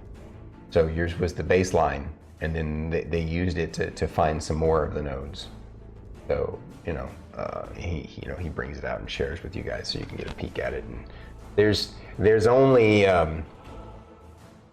6 more nodes that they have found beyond these 3 that are now gone, right? There was 9 before, and now there's 6, but there might be more. They just have to find them, and they're kind of spread out here. If we go back to this map, they're mostly clustered and spread out in various areas that are basically east of that river. There were a few little pockets here and there. They found one near that lake that was north of Dulamar Colony, which was, remember you guys saw apparently they were trying to, which is strange that they would go after the Chimera who was headless, but why would you make an undead of a Chimera that has no heads, right? But that was the case. They did. And forgot that it took the Chimera. Yeah. Put it back together again. Well, but you guys took the heads as a trophy to give to the aristocrat. Yeah. And anyway, they're basically a small smattering over to the left, but most of them are concentrated over to the right. And they look like they've grown over time, over a long period of time. So they're going to work on it. And that will be the perfect spot to, I guess, stop for the night and see what you guys do the next day. Oh my gosh, Lorkris, you've been exposed. You're all right there, Fate? Yeah. I didn't expect that. Like everybody play dumb. You didn't expect what? That? I didn't expect that. Like, oh yeah, kill that one. They're just like, huh? Oh yeah. Thank you. So, It's like, yeah, everybody play dumb. all right, Please play dumb. DM to players. I want to Yeah. know for sure. Come on, be honest with me now. What level from 0 to 10 was your pucker effect? What level of your character, of you as players, were like, holy shit, is this about to go down? Are these guys gonna? I want to know. Be honest now. I pulled up my spell list and immediately went to reverse gravity. Yep. If that tells you anything. Mm-hmm. So. So did I scare the crap out of you a little bit? You know, I had reservations that we would actually have to fight Steel Dawn and Loam Riders, because like, man, that's just like, I want to end this campaign. And I'm like, no, he's not gonna do that. But I could definitely see like maybe one of them trying something and having like a small little scuffle, like, you know what I mean? Like, there's a possibility that, you know, someone might go, oh, that's really enticing. Because, I mean, surface level that is. I mean, realistically, if someone's making a threat, you sacrifice the few to save the many. Like, it's not a far stretch, you know? I didn't think we'd get jumped by all of them. I did expect more to show up, though. Like, after that, showing that we're like, no, we're not going to do that, that I expected more to show up and an actual brawl to ensue, and I was about to be like, Stormy, bless your little mind, because, oh my god, it's a lot to keep track of. Yeah. So. Yeah, but I was ready. Those would have been long initiative rounds. Yeah. No, that would be kind of inconceivable. I think at that point that would be too much. Yeah. 12 of us versus however many enemies. Yeah. Yeah. I Poor would have just Stormy. been like, all right, just hand over like 2 of the character sheets of the other guys. Yeah. We would play 3 characters. Yeah. And help We out need like to that do right big off. rounds. So Fate had a little. I gotcha. I appreciate you. And so Druid, but you were worried enough that you immediately went your character. So you actually, I did scare you, didn't I? Did I make your? Yes. Yeah. Well, you never know what was going to happen. I didn't think Daxon was going to do anything. I thought Daxon was going to do something. I didn't. I Right. I mean, he had even had a conversation with you guys that protecting the people of the city is his primary duty. Remember? Yeah.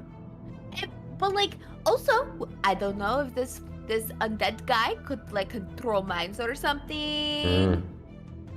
Oh, I'm not gonna lie. There was a fleeting moment there where I expected like Steel Dawn to be like, yes, and we've served them up to you. Like one of those moments, like, oh shit, man. You know, it's like, oh, perfect. We know what they can do now. This is how they're gonna die. Oh, it's too bad that Ares. Oh no, he saw it. He said he must have seen it. Yeah. He had to go at 11, but he was there for it. Just barely. Good. Yeah, he can catch it on the. No. Yeah, because that was. How about you now, my baby Starkitty? Did I make you pee your pants just a little? No, I actually was not scared because I was like, man, if this goes into initiative, it's gonna take forever. But I mean, I was more frustrated by it. It's like, No, I meant, were you actually nervous that I was going to have them go after you guys? no, I wasn't. No? Mm-mm. Okay, fair enough. Well, I was ready. I was ready just to risk it for the biscuit, baby. Let's go. Spirit Guardians was about to pop off.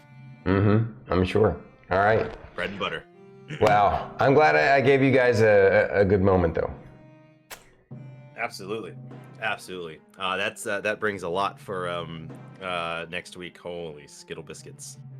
Now it's going to be on the record that Yeah. they're specifically after us.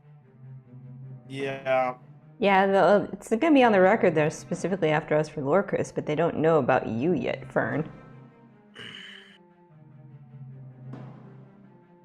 Well, Yeah, they don't know that the humanoid army was after her. Yep. Yeah. Because remember We that. all have some secrets still. I know.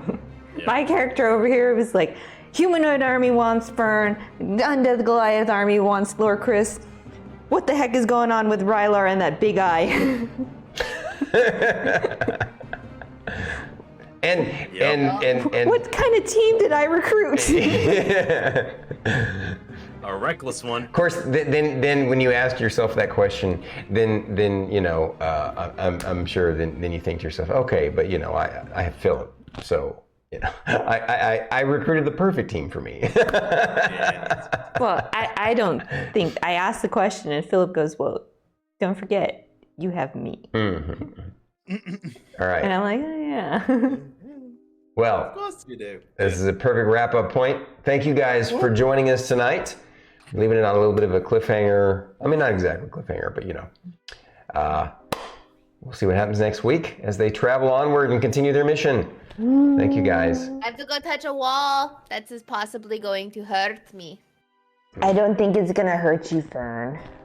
I don't think so either. Thank you, Banana Tom, for staying on as late as Banana you Tom. have. I know, been. right? Thank you so And much, buddy. Banana Tom gifted 5 subs earlier. What? Holy crap! Arigato gozaimasu! Thank you, Yes, Banana we see Tom. that. Oh, wow. Thank you so much, Banana Tom, for Wow, those you're gifted amazing. subs. If you were gifted a sub, make sure you say thank you.